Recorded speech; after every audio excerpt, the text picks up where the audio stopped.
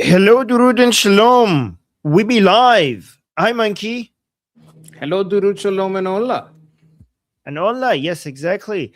Monkey, you were. Are you part of President Trump's cabinet? Because one day after you came out and recommended that President Trump should make a demand that these people come and say what they're saying behind the scenes publicly, what they're all of the begging and the admission that they're doing things wrong, like that they don't have control, that some parts of the regime are doing things that are out of their control and they do not approve everything that they're saying, that they are saying, all the humility, all of the begging that they're doing to President Trump privately. You said President Trump should demand that they come and say that publicly, and within less than 24 hours of you saying that, they did that. President Trump is doing that now. Do you have any connections that I'm not aware of? Because I didn't see anybody anywhere make that recommendation. And only you, I've been following a lot of analysts, only you I saw came out and said that. And then less than 24 hours, they did that. Do you have friends in high places that you're not sharing with the rest of us? I will neither confirm nor deny that there are monkeys in cabinets. Monkeys in Monkey. cabinets are a hilarious thought, but I mean, things happen. I don't know. I think it's more a credit to you, people following what you say. You have someone on with you, has an idea, might be good. I'm saying, look, these people like talk all this, oh no, we're good, we're good. Then in public, ha, I didn't say that. Well, you know what? I'm gonna block the phone until you say it in public. That was what I was saying. Like, make them say it in public, and I approve. I 100% approve. All right, let's see what just happened. Guys, hi. Go look at this. This is a new method that the White House is going with. Let's see what happened. U.S. is now demanding that Iran make a public statement declaring the Strait of Hormuz is open and that ships crossing will no longer be attacked. This follows American airstrikes this week. Well, she didn't say the complete thing. So she's saying so the complete version is that you say that it's open to us, but you're telling everybody else, including your own media, that it's closed. So you need to tell everybody else that it's open, not just us, publicly. Also, they actually made another demand. Because they also told President Trump that the people who attacked the ships, the 3 ships, that was the wrong thing to do, and we're sorry. We're very sorry. We should not, like, they should not have done that. Okay, so they're also saying that, okay, come and say it. Come and say that that was a mistake. Come and apologize publicly. Don't apologize privately, apologize publicly. So that's the addition. But Can I hold on. ask you something about this? Because I remember a public apology that got shot down on Twitter. There was like long ago, there was a Twitter beef where one of them apologized and someone else said, "Shut up." Do you remember that? I don't know if it was Golubov Yeah, or it was Pezeshkian. Pezeshkian. It was Pezeshkian. It was Pezeshkian. He wasn't apologizing to the Americans. You're right. He was apologizing to the Arab countries around the Persian Gulf. And then they came and shut him up. So imagine there was no tolerance for even apologizing to Arab countries around the Persian Gulf. Imagine it's really hard to believe that the Islamic Republic is going to come and apologize to the United States. That would be very. And you sent me this, by the way. Look at this. So one of the conditions U.S. demands on Strait of Hormuz publicly acknowledge the strategic waterway is open, commit to stopping. So that this one you highlighted because this is what you were asking for. But they also asking for an apology. They're also asking for an apology, saying that we made a mistake. We shouldn't have attacked these ships. Because you know what they're saying, Monkey? They're saying all about the people that are negotiating with President Trump. They're saying that that's not what we wanted to do. These are some rogue elements that did this, and it wasn't us. So some people are saying they're lying. They're in on it. They're all doing the same thing. They're pretending that they don't have control over it. Some people are saying like, no, they probably don't have control over them. But the point is that President Trump is like, I don't care. If you can't control them, come and publicly call them out and say that was wrong. Okay, which if it's a big if. We're getting iffy here, monkey. We're getting iffy here, right? If President Trump manages to get Ghalibaf and others to come out and say, "We're sorry, America. We shouldn't have done that. We're sorry." If President Trump gets to do that, the division within the Islamic Republic will escalate to new heights, because that would be more humiliating than all the corn that they have received. Well, they were supposed to receive for the blood of the supreme leader. It would be way more humiliating than that. I think if they push, because President Trump has only gave them, I think, 48 hours to do this, or else there will be consequences. If Ghalibaf does get scared and they give into it, I think what they're going to do is they're going to make Pezeshkian do the apology for them, not Ghalibaf. Interesting. Yes, I want the public an apology and the targeting data. Who did this? Where are they? Let's find out where they are. But here's the thing. I think we should, Monkey, can you use your connections to tell the White House that an apology from Pezeshkian means nothing? He's a scapegoat. They will throw him under the bus to save the rest of the Islamic Republic. Okay, I'm going to tell them. I'm going to use my connection. Okay. Yes. Okay, so hey, do what he said. This is my connection. You guys are watching here. You guys heard it here. So this is my connection. Guys, do what Armin says. This is my connection.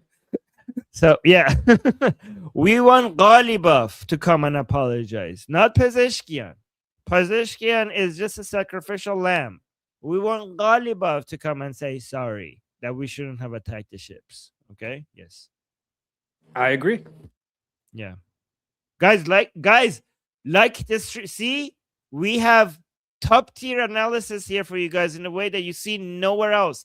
How many things have you heard Monkey, Ali, and I say to you that eventually happened? How many times has this happened? Does that not deserve at least a subscribe and a like?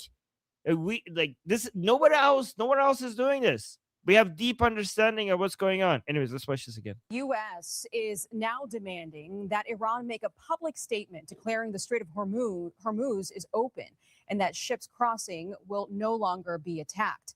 This follows American airstrikes this week. Our senior correspondent, Mike Tobin, is in Tel Aviv tonight. Good evening, Mike.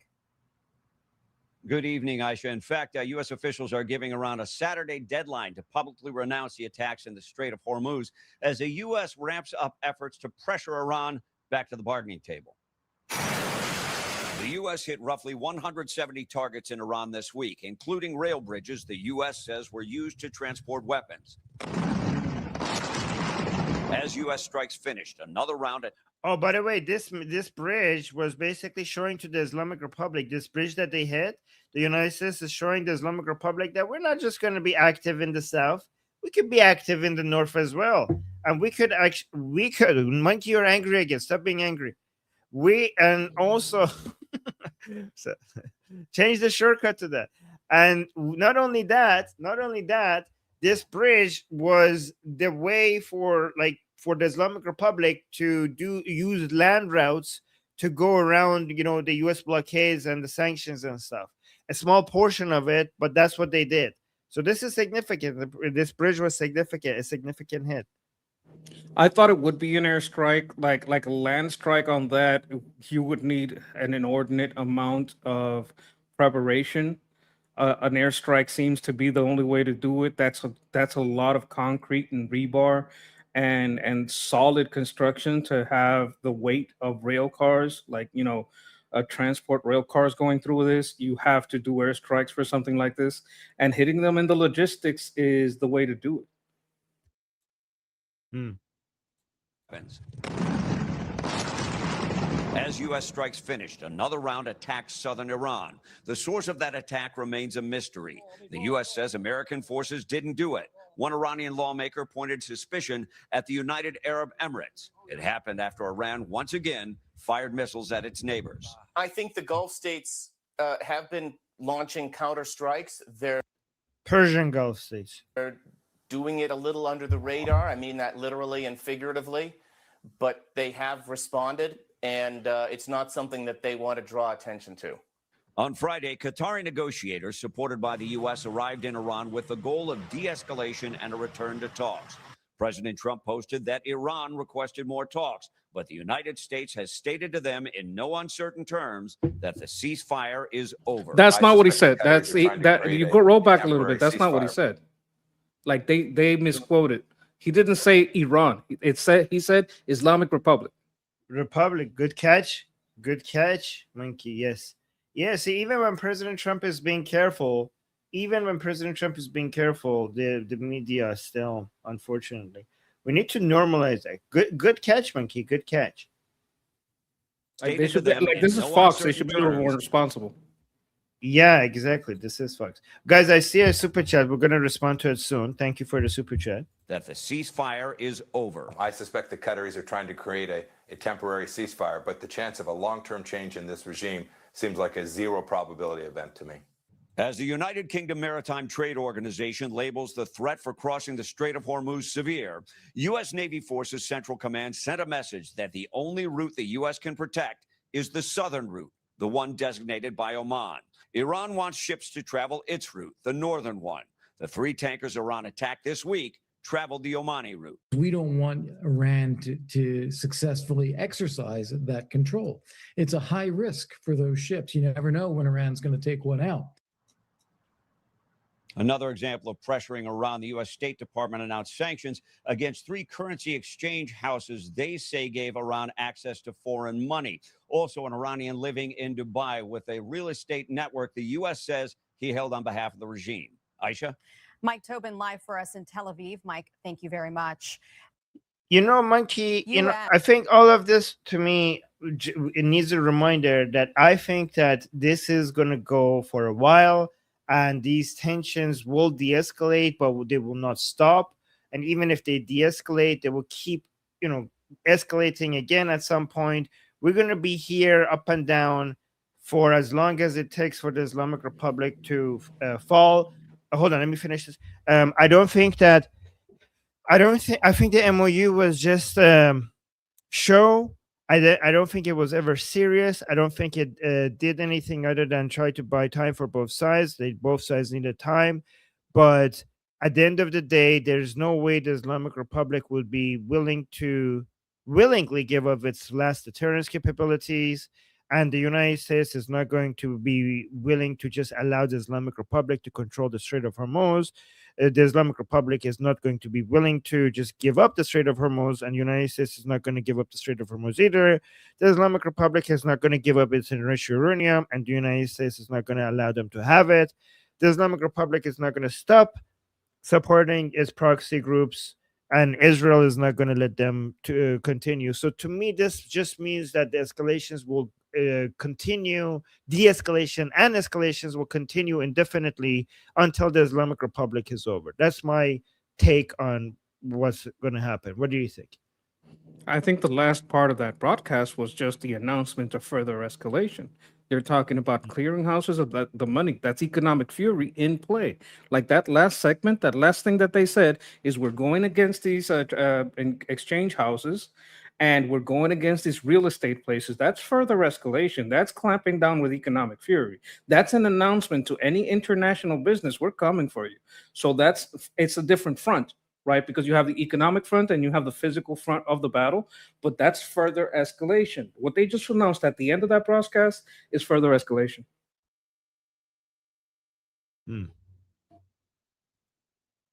We got a super chat from Ehef. Thank you so much, Ehef. Ehef saying, is it a tactical reason we don't have drones over the strait 24/7 that just instantly hit one of those speedboats the second they launch?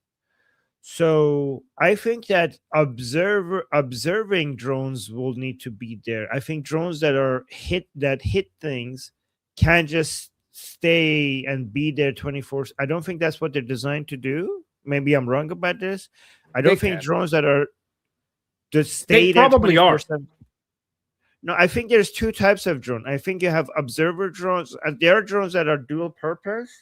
But I think that the drones that are designed for just observing 24/7 are usually different from drones that are hit targets like that.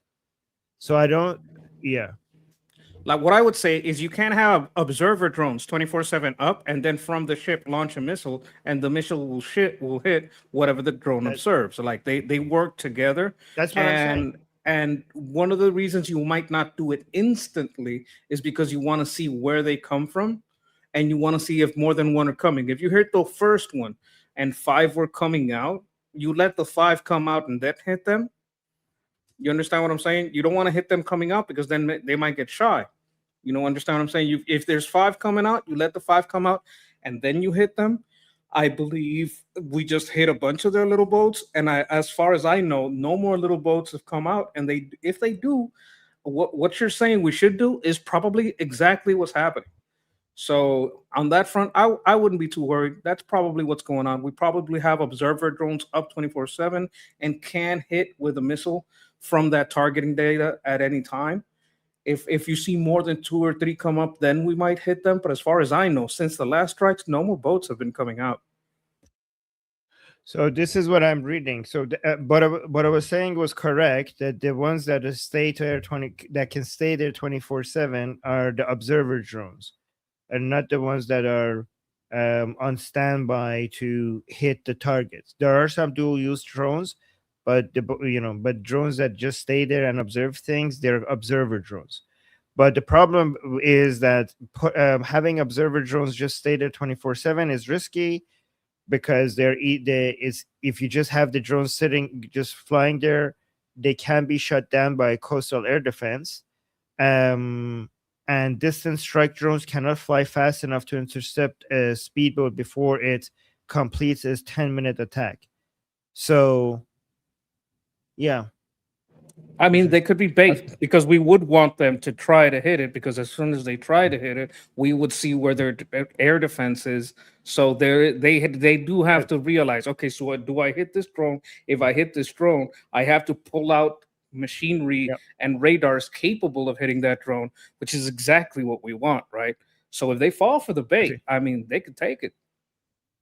I think it seems like based on what I'm seeing, the most effective way of taking those boats are not these drones because of I think it's more effective to just shoot them down, just when they're there with machine guns and helicopters or planes like that. That's what they usually do when they take that. It's more cost effective as well. Anyways, let's move on. Yeah, go on. I was saying that too, that you're right about that. Like if we don't really care that much and they're not really anything dangerous, we can just let them out and kill them in a cheaper way than it would be to hit them with a missile. Yeah, that's what they usually do with their speedboats. I mean, maybe I missed them, but I haven't seen them being taken out with drones. I see them, planes or helicopters fly over them and go. That's what I usually seen happens to them. But maybe I missed the other videos. Anyways, okay, let's see what's happening here. Okay, so the regime is saying that they're blocking inspectors from coming in and seeing the damaged nuclear sites. This again shows that the MOU is, useless and it's not doing anything. Guys, how many days of the 60-day negotiation period have we already passed? Because we have not making zero progress, right? Like we are as close to a deal as we were at the beginning of this, if not even farther, right? The whole point of the MOU was to get a 60-day ceasefire so that they could have an understanding to create a framework to get to a deal. And I don't know how many days has it been since the beginning of the MOU. But we have made zero. Not only we have made zero progress, because the main 3 things are right now the Strait of Hormuz, the support for the terrorist proxy groups, and the enriched uranium. Those are the most important 3 things. Not only we have made zero progress on any of these things. I mean, Americans have made progress on the proxies, but they have made no progress when it comes to coming up with an understanding or an agreement with the Islamic Republic. So not only we have made zero progress on these 3 when it comes to coming up with an agreement, we have actually moved backwards. But yeah, the state-sponsored announcements of targeting of the president makes it a regression, because that's not where we were before this started. That wasn't even where we were at the beginning of the strikes. This is definitely more regression than progression on this MOU front. Right. Let's actually see what they're saying here. ببینید این جلسه بنا به درخواست You know what? I'm gonna save you guys. I'm not gonna play. This is Baghai, Baghai, Ismail Baghai, which is the spokesperson of the Foreign Ministry of the Islamic Republic. I'll just read the caption for you guys, right? Instead of translating the whole thing. Saying Iran, well, he's saying Iran will not allow inspections of facilities damaged by the US and Israeli attacks. Basically, he's talking about the three sites, Fordow, Natanz, and Isfahan, the enrichment uranium facilities, saying so they will not allow the US and Israeli, and US and UN Security Council Resolution 2231 has effectively lost its legal validity. So yeah, I mean, what's the whole point of any of this? This is the most important part of a so-called deal that these people have get to. If you're not, yeah, FM spokesman, what does that mean? What is his position in the government? Foreign Ministry spokesperson Ismail Baghai. This guy up here, this is his picture. So this is official from the government. This is not just some talking head. So this is an official statement for the government. This is going backwards. Yep. Yeah. This is why we're saying we're no closer. Do you see any chance of a deal happening? Like we're gonna keep getting further and further from it. I don't know. I know possibilities are infinite, right? Possibilities like in the multiverse. Maybe there's some other universe where that could happen. I don't see it in this one. Oh, we got a Truth Social post by President Trump. Yeah, we should have read this one. Here, do you want to read this one? 1,000 missiles are locked and loaded and aimed at the Islamic Republic of Iran, with thousands more immediately to follow should Iranian government act on its threats. Pronounced in many corners of the globe to attempt to assassinate the sitting president of the United States of America. In this case, me. Orders have already been given, and the U.S. military is ready and willing and able for 1 year period of time, subject to extension. This sounds like they wrote it down. Like this is like on paper. To completely decimate and destroy all areas of Iran. Praise be to Allah. President Donald J. Trump. Okay. Yeah, this was he said that yesterday. What do you think about this? We just played the recording for you guys. Yeah. That was so good. I noticed that he is this language, I think, is important, like separating, like calling them the Islamic Republic and maintaining that consistency and not calling them Iran anymore, calling the Islamic Republic. I think that is something to notice. And also kind of mocking them because there is the Islamic Republic. And he says, praise be to Allah, I'm going to bomb you. That's kind of like a little ironic, little something in there to kind of humiliate them a little. Oh, look at this. Oh, Sapir. Thank you, Sapir. Sapir just gave us a super chat. Thank you, Sapir. Thank you for the support. Do you want to read this one? Yes. Trump said ceasefire over and Israel attacked in South Lebanon today for the first time in a month. So I think we're getting things done. That's another thing I predicted. I predicted that Trump was going to push Lebanon and Israel together. So, yeah, also this gives a lot of legitimacy and validity to what Israel is doing, because, by Trump coming out and saying, I'm trying to stop Israel shouldn't do anything, and then giving this some time, and now basically saying, go at it now. See, basically this shows to the world, I mean, not that the people who are anti-Israeli would be convinced by this, but it does show, at least to some people, that not even an aggressive stance against Israel to hold them back satisfies the Islamic Republic. You know, makes the Islamic Republic behave in a way for that to be sustainable. Right. So let me actually see. I don't know if this is indicative of anything, but I have seen so many videos of people from Lebanon saying they're sick of Hezbollah. They welcome, you know, like having a deal with, like, you know, secured, and that this is preferable. They would rather have this, and for all these Westerners to shut the fuck up. Don't talk about my country like you're defending me. We don't want Hezbollah here. Like, you know, these blue-haired land whales crying about it. Yeah, and look at this. This is what Sapir, I think this is what Sapir is talking about. Israeli aviation carried out a series of strikes in southern Lebanon. Iranian media reports. Let me actually like this so that we see. I think this is it. Yeah. Sapir, is this the right footage?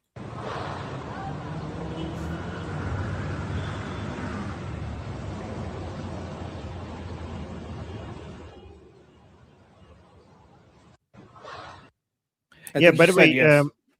Yes, okay, fantastic. Also, yes, Sapir is confirming that it's been like that for a long time, Monkey. Yeah, the Lebanese people are very frustrated with Hezbollah, but what we want to see is going beyond being frustrated with Hezbollah. Lebanese people, that's not good enough. We need to see more appreciation. I know we're already seeing some, but what I want to see in Lebanon is going farther than being anti-Hezbollah. We need pro-Israel. Anti-Hezbollah is easy. Pro-Israel. We want to see in Lebanon, we need to see more pro-Israel, not just anti-Hezbollah. I think one step at a time, and every day is step. Like each day, it should be closer and closer to that. I think as Hezbollah is removed, they're gonna start. You know what? These Israel guys, you know, they're not so bad. Maybe we could be good neighbors. That's my hope, that they could have a friendly neighbor relationship. I know it could take a little time because of the, you know, friction that Hezbollah has caused between them. But you know what? I am hopeful. Yeah, me too. Omid is saying now. Thank you, Omid, for the super chat. Saying now you have to do that every time Trump posts. Yes, Monkey. From now on, you're reading everything Trump posts. Every time I'm gonna do it. People say I should do it. This is a wonderful thing. Have you heard people say that? People say this, and I'm gonna do it every time. Love it. Thank you, Omid. And then you want to read this one? I love a U.S. president that can talk smack. You know, this was the thing during the debate. Latinos love it when presidents get like a little yeah, and Americans are like, oh my god, that's so unprofessional. I love it. Yeah, I love it too. But read the username as well. Oh, Veteran Hoffman. Sorry. Thank you for your service. Thank you for your super chat. We appreciate it. Every penny counts. Thank you for your service, sir. Thank you. And for your support. Okay. So here's the thing. I know this is CNN, but Emily Schrader posted it. Okay. So it's fine. We're watching it. Guys, don't come at me. Put your pitchforks and stones away. I know it's CNN, but we're going to watch it, okay? Because look at this. Emily saying, new CNN report that the Islamic regime is likely starting to rebuild its nuclear program according to satellite footage, okay? Let's watch this. This image, one of several shared exclusively with CNN, may show signs of Iran attempting to rebuild its nuclear facilities. This is one of several locations across the country where we've identified recent activity, both in nuclear and missile sites. The activity in nuclear sites in particular raises questions as to whether Iran violated the Memorandum of Understanding it signed with the US in late June, even before President Trump seemed to signal its end by launching fresh strikes. In it, Tehran had agreed not to procure or develop nuclear weapons. This site in Parchin is believed to be holding explosive material for nuclear weapons. Before the US-Israeli strikes, Iran built this concrete shield around it, a sign of its importance. It was then struck multiple times during the US-Israel bombing campaign this year. The targeting was precise. You could see the holes left behind by bunker-busting bombs. Now, in new imagery from June and July, analysed by CNN in conjunction with the Institute for Science and International Security, we can see Iran appeared to be taking steps to repair and reconstruct the site. You can see temporary covers placed over the impact holes. Then, weeks later, with the memorandum still in effect, The covers are removed and replaced with a mesh. Concrete mixing trucks are visible nearby. Experts say these trucks are a sign the Iranians are intending to seal the holes. For weeks, we've only had glimpses of what's been happening on the ground inside Iran. Providers have been withholding satellite imagery across the region at the request of the US government. Now, those restrictions are loosening, and we've been able to see new images across Iran of which sites they've started to clear and repair first, a sign perhaps of which they see as the most important. This is Pickaxe Mountain, another site where Iran is believed to be advancing its nuclear capabilities deep. First of all, before we go to Pickaxe, because this is very important, okay? But this is a confirmation that all of this time, throughout all of this time, the Islamic Republic was violating the ceasefire, the MOU. Everything in the MOU was being violated. This is a confirmation of that. But also with this Pickaxe thing, guys, this is a very important site because this is the fourth area, right? So everybody hears about Natanz enrichment facility, Fordo enrichment facility, and the enrichment facilities in Isfahan. Those are the three, and those are the three that were bombed in was it June or July 2025 with Operation Midnight Hammer, right? But Pickaxe is a new site, well, relatively new site, that the Islamic Republic is building, and it's much deeper and harder to get to with bunker busters. And this is also for enrichment facilities. All of this confirms one thing. Oh, June, thank you guys. All of this confirms one thing, okay? There is nothing. There is no amount of military operations. There is no amount of economic pressure. There is no amount of ceasefire agreements, MOU, or even deals that will ever stop the Islamic Republic from pursuing an atomic bomb.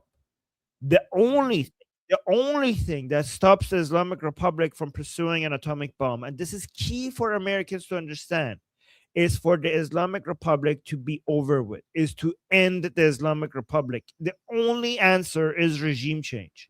Okay, so let's continue with this.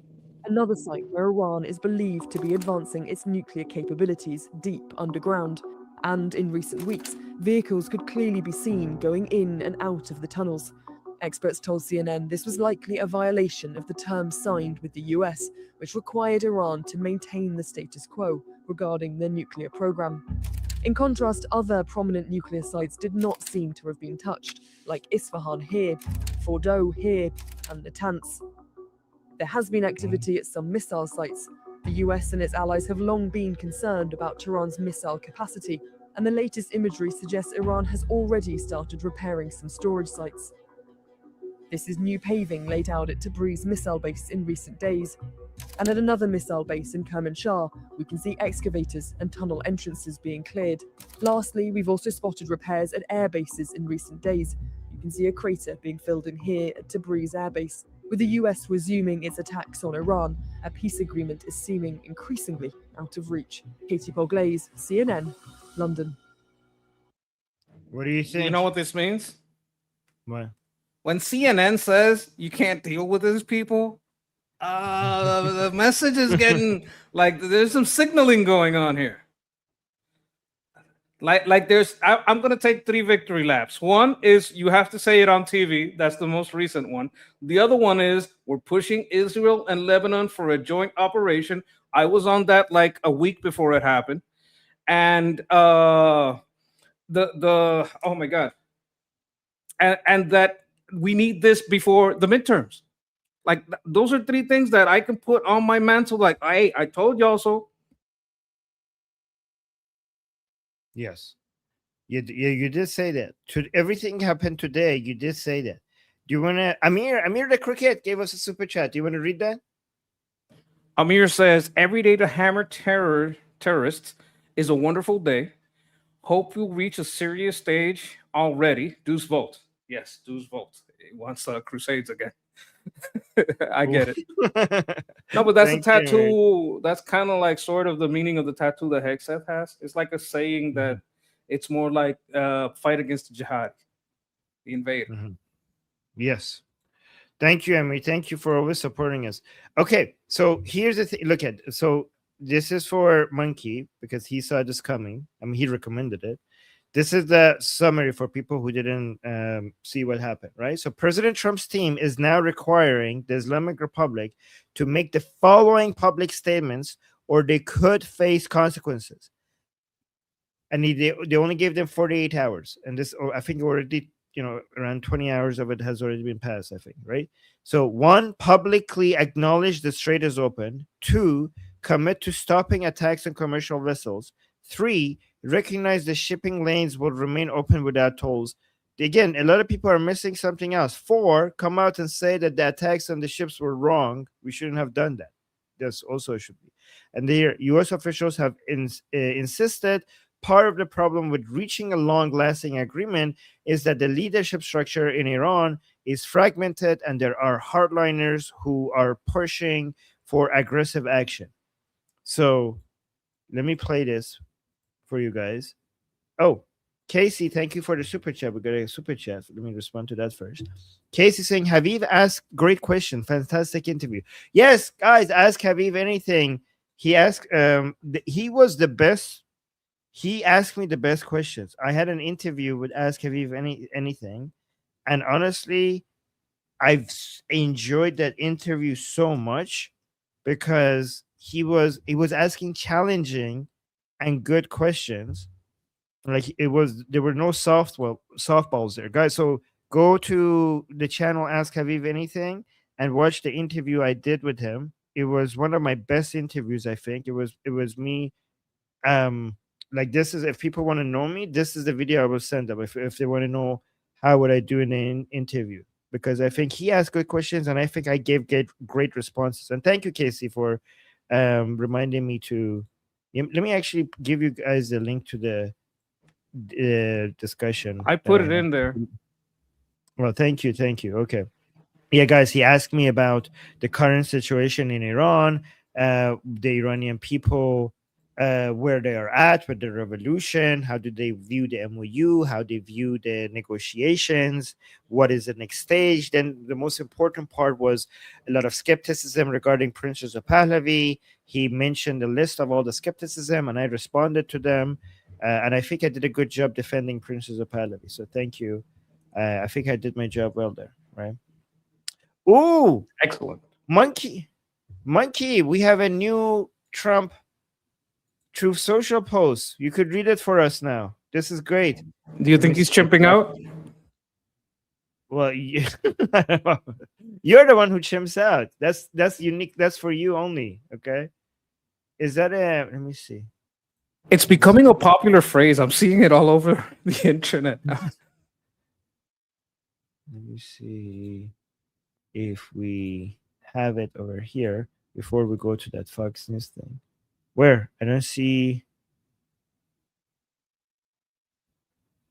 Check replies. No, here we go. Oh, we read that one. Yes, thank you. We read that one. That's the one that you read, right? That's the one that you read. That was it. Yes.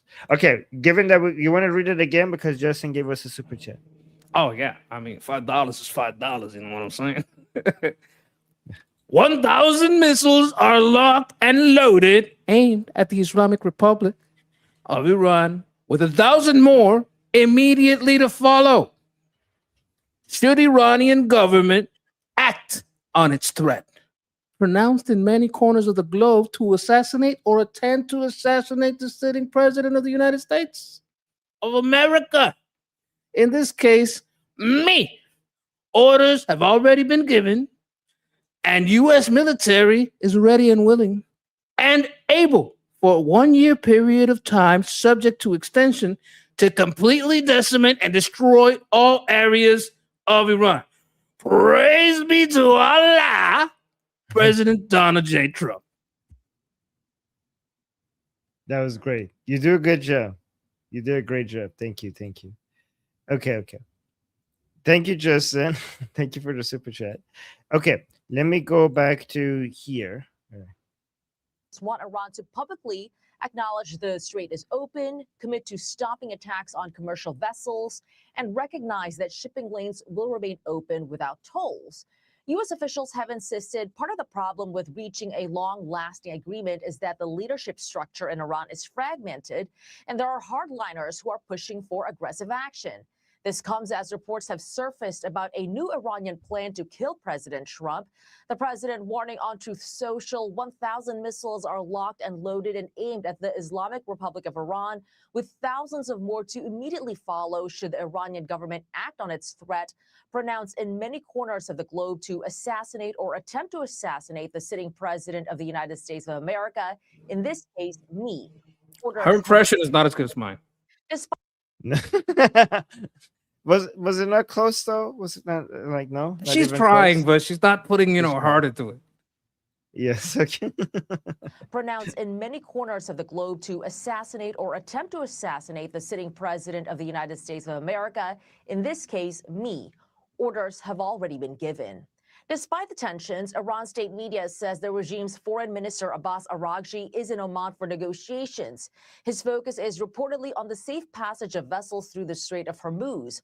Araghchi saying Iran has so far kept its word, unlike the so-called U.S. Treasury Secretary who was violating Para 9 of the MOU. That violation follows other violations and missteps by the United States. Reality check.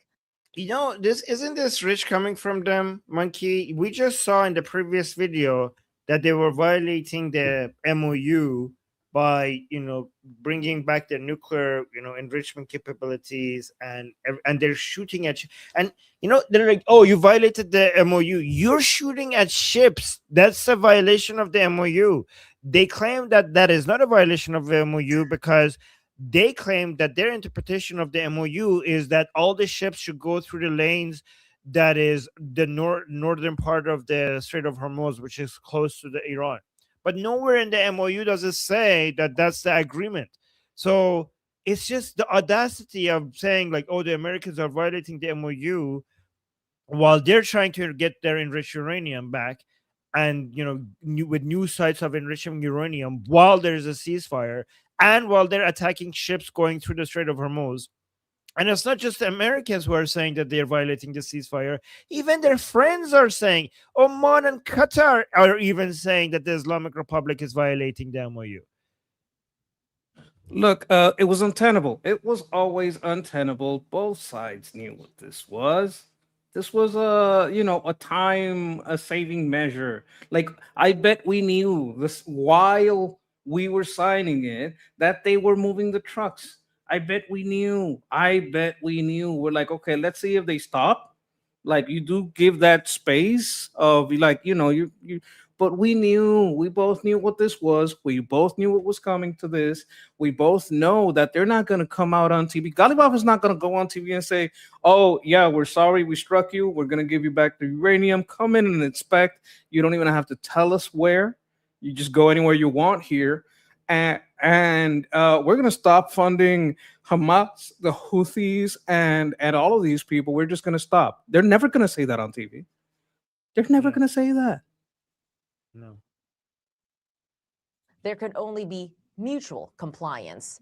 Iran state media is also reporting the supreme leader will issue a message in the coming hours regarding the funeral of the late Ayatollah Khamenei. Charlie, Rachel, and Griff. Okay. Yeah. That was. Oh, you start this comment? You want to respond to this? Yes. I'm gonna try to move. Okay, I can't move my you have Tusi. to, Monkey, you have to read the comments first. Oh, first of all, yes. Hagayala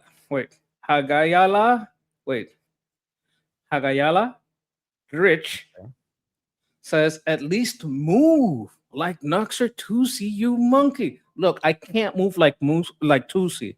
Like Tusi is gorgeous, man. Wonderful hair. Like I can't.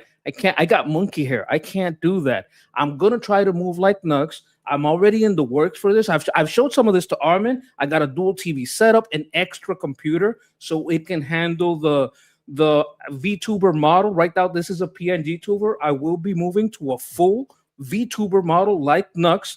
This is something that's in the works. I'm just waiting to get monetized, waiting to get some income, because that's the kind of complicated animation that I can't do on my own. But you know what? I want you to know it's in the works. And I thank you for bringing up Nux. I love Nux. You know who Nux is. That means a lot to me. That's like my hero, right? Armin's my mentor, but Nux is like what I want to, someday become. Someone that's that on it, that strong, and that, that independent, but, has that kind of style that I love his work. Thank you for mentioning him. Everybody loves Right. Tusi. Come on. So monkey, do you, when you highlight the comments on your show, do you read them or do you just respond? Because remember, a lot of people are not looking at their screen. Okay, just a reminder. All right. I do read them. I respond and read. Sometimes okay, if it's the just a same moment. person, I'll just use the first name. All right, let's see what Nikki Haley says here about the current negotiations with the Islamic Republic and stuff like that. Hold on, let's go through this. Do you think this is going to be a good take or bad take from Nikki Haley? I don't like her a lot. I don't know because she was in battle mode with Trump, so I'm gonna have some resentment. I'm gonna push that away and treat it as like a campaign thing and try to look at this with an open mind.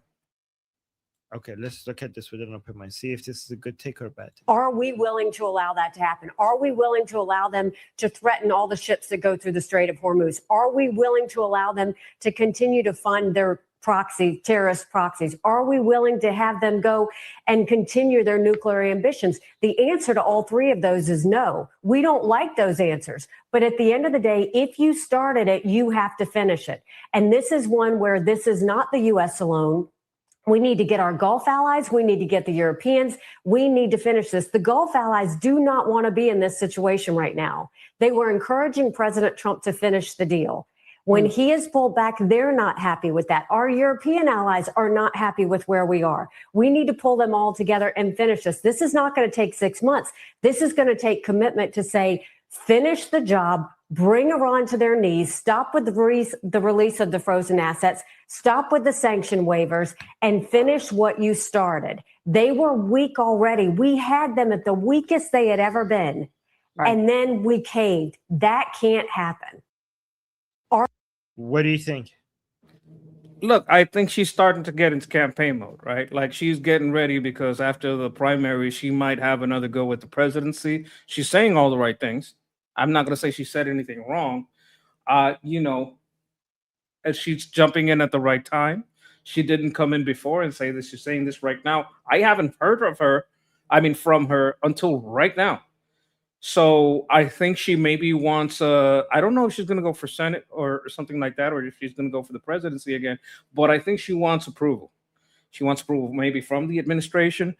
She was very much a political animal during the last, election cycle. So I see this all as, this is the perfect time to say that. Good for you. But I tell you, she said that we caved, like the President Trump caved. Sarah is saying in the chat, I don't think anyone caved. No, I think, we sort of caved. We allowed them the MOU. If you want to see that as caving, you can call it that, right? I mean, there's a lot of people that thought that. It's not a novel idea. Oh, we're caved. We're doing this MOU. We surrendered. Oh, this deal is a terrible. Like we heard that for weeks. Like that's not novel. But her saying, yeah, we caved, but now we're back on it, and we should stay back on it, and we got to coordinate with Gulf. She's just repeating a lot of stuff that we all know. I'm hearing nothing new from her except that she likes what we're doing now. Which okay, fine. What is? Look at this. Somebody saying taco, basically saying Trump always chickens out. Yeah, except when he doesn't. That statement doesn't hold any validity. Oh, he always chickens out, except for when he does 13,000. He always chickens out, except that when he just dropped 170 bombs. He always chickens out, except when he doesn't. It's like a nonsense. Just to be clear, this person is putting it in quotation, so I don't think they mean it. Oh yeah. Okay. I'm talking about the sentiment, not the person saying it. I know what it means, and she's a joke. Okay, so he says she's a joke. Yeah, I mean, I don't have any warm feelings about her. I saw her go against the president. I saw her when she was against JD Vance. That was also kind of ridiculous. And I think the funniest thing to come out of that whole thing is that they were fighting about who had higher heels, Nikki Haley or, oh my God, the guy from Florida. What's his name? The governor. That was funny. That was very funny, but that's it. Like I don't have any warm feelings toward her. And as a governor, I can't believe I forgot his name. The governor of Florida, DeSantis. Yes, DeSantis is doing a great job. So I can say that was funny, but I can't say that he's a bad guy or doing a bad job. He's doing freaking wonderful. So she was just like a figure in the primary, and I'm wondering what she's up to. This makes me think she's up to something. She's running for something. She wants a cabinet position. This looks like a pandering and signaling to me. You know, I wonder what she's up to.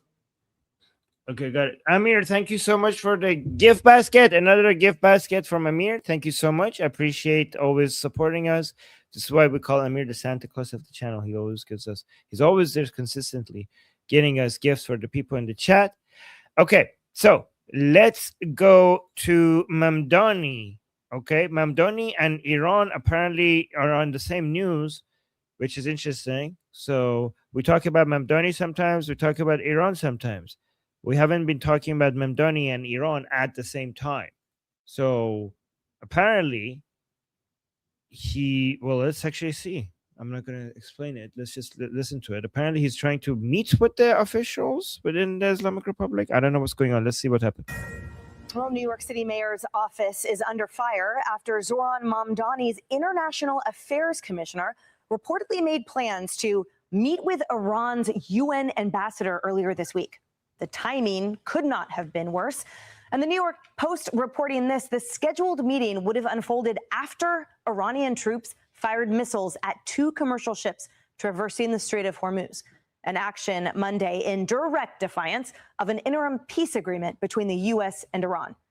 Mayor Mamdani was asked about this at a news conference today. Watch. That meeting did not take place. It will not take place. And I did not know about it until there was a press inquiry regarding it. And when it comes to the work of our commissioner and our international affairs office, it's to ensure that as we are a city of the world, that we are also there to meet with leaders from across the world. The focus is always on our city and our relationship. The commissioner recognizes that this was made an error, and we're working on a new process in terms of new meeting requests. Process? What about competence? What was that at the end? Wait, what was that? Wait, what was that at the end? And we're working on a new process in terms of new meeting requests. A new process? What about competence? What about competence? That's funny. Well, so I don't know if people are saying that it was shut down by the U.S. State Department. Like the meeting was going to go through, but it was shut down. But I don't know. So this Ana Maria Archila, a senior Mamdani official, was set to meet with the representative from the Islamic Republic at the UN basically today. Was this today? Yeah, yesterday. And they shut it down. When the Trump I'll tell you how much I trust Mamdani. I trust Mamdani like I trust a broken needle in the floor of a truck stop. Get it away from me. I don't like this guy. I don't want him anywhere near the levers of power. This guy should be kept as far away from government power as possible. He claims he didn't know. I would like to see some investigation into whether he knew or not, how many people in his government are in contact with enemy states. I would want I would want an investigation. I would want a full investigation. I don't trust him. I don't trust anyone in his cabinet. Just no. Anything that has to do with him, the answer is no. No, get away and investigate. Okay, but what do you think about this? Because he's saying like, oh, I never met with them. I was not going to meet with them. But Benny Johnson is saying that this was shut down. This was a planned meeting, and it was shut down by the U.S. State Department. And okay, so when the Trump administration found out, the State Department stepped in and canceled the meeting. So I would have just let it go and arrest everybody in there. I don't know why they stopped it. I would have just okay, let them meet, let them see what happens, and just arrest them. I don't know. Yeah, okay. Well, they shut it down, so that's a good thing. But yeah, so yeah, we haven't seen Mamdani and the Islamic Republic news at the same time, so I thought this was interesting. I thought it was good to keep an eye on it. Well, right? it's not the place of states to engage in the diplomacy of the nation. That's what that's for the administration. That's not for the state. It's not their place to. Yeah, why would they especially even in plan wartime? that? Exactly. It's so stupid. Okay, so here's the thing. Look at this. This guy is saying that the Islamic Republic is not a threat to America. However, you have to listen to it in full before you judge it, I think, based on what the caption says here. I'd like to say on that also, she's not a part of the Democrat Party. She's in the part of the Democratic Working Family. She's from Colombia. This is not even an American. Oh, that lady. Okay, yeah. But let's move on to this one. Hold on. Don't be fooled by the warmongers. Iran is not a threat to America. Besides trying to assassinate President Trump, trying to kill the former Secretary of State and National Security Advisor, attempting to blow up a restaurant in Washington, D.C., funding the drone that nearly murdered dozens of American diplomats, murdering and maiming thousands of American soldiers, blowing up hundreds of U.S. Marines, hacking American advisors before the election, funding anti-American protests on campuses, arming the terrorists that kidnapped and killed dozens of Americans on October 7th. What has the Iranian regime ever done to America? Sure, they shout death to America and they burn American flags daily, but it's probably satire or some kind of hipster ironic thing. No one actually says what they mean, right? That wouldn't make any sense. Please, people, wake up and don't let the warmongers trick you by using facts, logic, and history. And for the love of God, let he who hasn't tried to assassinate the president, mass murder Americans, destroy the West, and impose Islamic tyranny on the world cast the first stone. So let's all chill out a bit and not turn a terrorist state about to acquire nuclear weapons into some kind of threat. Thanks for watching. That was so good. I mean, when you put it like that, I guess, yeah. I mean, you know, who hasn't done these evil, awful things? I mean, oh my God. Maybe we're being too quick to judge, right?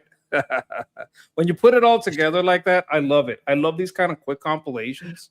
When you put all together like the retarded rhetoric that is saying Iran is not a threat. Like when you put it all together, it's like, yeah, it's pretty obviously a threat.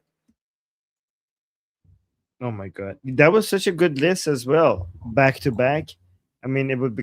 I loved it. I loved it. I want to use it. I think it's an excellent rhetorical tool. You know what? I'm gonna post a link to it in the chat because I think guys show this to more Americans. So I'm gonna link this in the chat for you guys because I think he had the. Yeah, I think he compiled a good list. He had to compile a good list to show. That's fantastic. Yeah. Good job. Okay. You want to see Hillary Clinton? Listen, the answer, you can't ask. You can never ask because the answer is always going to be no. You just got to throw her out there like, oh, there it is. Oh, there it is. Oh, God. Okay, let's go. What is wrong with her mouth? What is that, herpes? Oh my God! Okay. What's going on here? Okay. That looks like a flare-up. Get some. I know. Everybody here is a big fan of Hillary Clinton, so I'm doing you guys a favor, and I'm showing you what she's. We haven't. You know, I'm getting a lot of complaints from people saying, Armin, we haven't checked up on Hillary recently. Like we miss her. What is happening? Can we get more Hillary Clinton on your channel? I'm like, I'm sorry. Okay, I'll do that for you guys. Okay, wait, hold on. Let's see what she has to say, and then I'll let the monkey respond to this. Okay. Pay much attention to that. They're more interested in going after, his perceived enemies. I guess he has like an enemies list that would put. Oh wait, he's talking about President Trump being corrupt. Pay much attention to that. They're more interested in going after, his perceived enemies. I guess he has like an enemies list that would put, Nixon's to shame. And you're on it.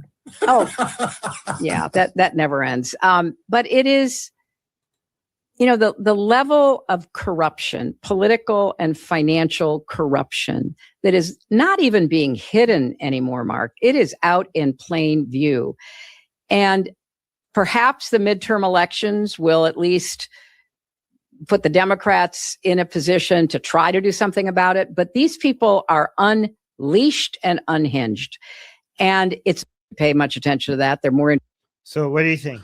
You know what pisses me off about this? I'm going to tell you what pisses me off about this. Everybody knows that the Clinton Foundation is corrupt. Everybody knows what they did in Haiti. This is not like some secret. Everybody knows this. So why isn't anybody on the ball about this? Why isn't the DOJ already have this bitch in handcuffs? Why don't they already have Bill in handcuffs?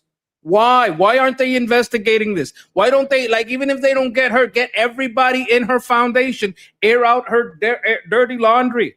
Could have done it with Arcilla, that lady with Mandami that did the Iranian thing. And with this bitch, they could do an investigation and start discovery. These people are corrupt. They are the root of a lot of corruption. Everybody knows about the Clinton Foundation. Everybody. You need to investigate that thing from top to bottom. Slippery slopes. We don't want to invest. We're at the bottom of the slope. You can't slide down any further down. They already got Trump on 34 counts of bookkeeping on a book he wasn't keeping. That was his accountant doing his own thing over there, admitted that Trump never asked him to, and somehow he gets 34 counts, and this bitch gets to walk around free? Why? If they could do that to Trump, if they could make him go through that, why don't they do that shit to her? Why? Why is the DOJ so fucking slow? It doesn't piss me off that the snake is a snake. I don't like the snake. I kind of hate the snake, right? Because the snake is a snake. But why aren't we catching this fucking snake? Why aren't we going after this? People say, oh, you worship Trump. I don't worship anybody fucking body. I want these motherfuckers behind jails. I want these crooked judges behind jails. I want these election fraudsters behind jail. Why is nothing happening? Where the fuck is the DOJ? Why isn't this bitch already in jail? That's what pisses me off. Okay, I'm happy now. I got it out of my system. that was a good rant. That was a good monkey rant. See, I knew. So, guys, see, if you were upset with me, that why is Armin showing us Hillary? Does Armin hate us? Is this an abusive relationship? I'm your why catharsis. Is Armin torturing?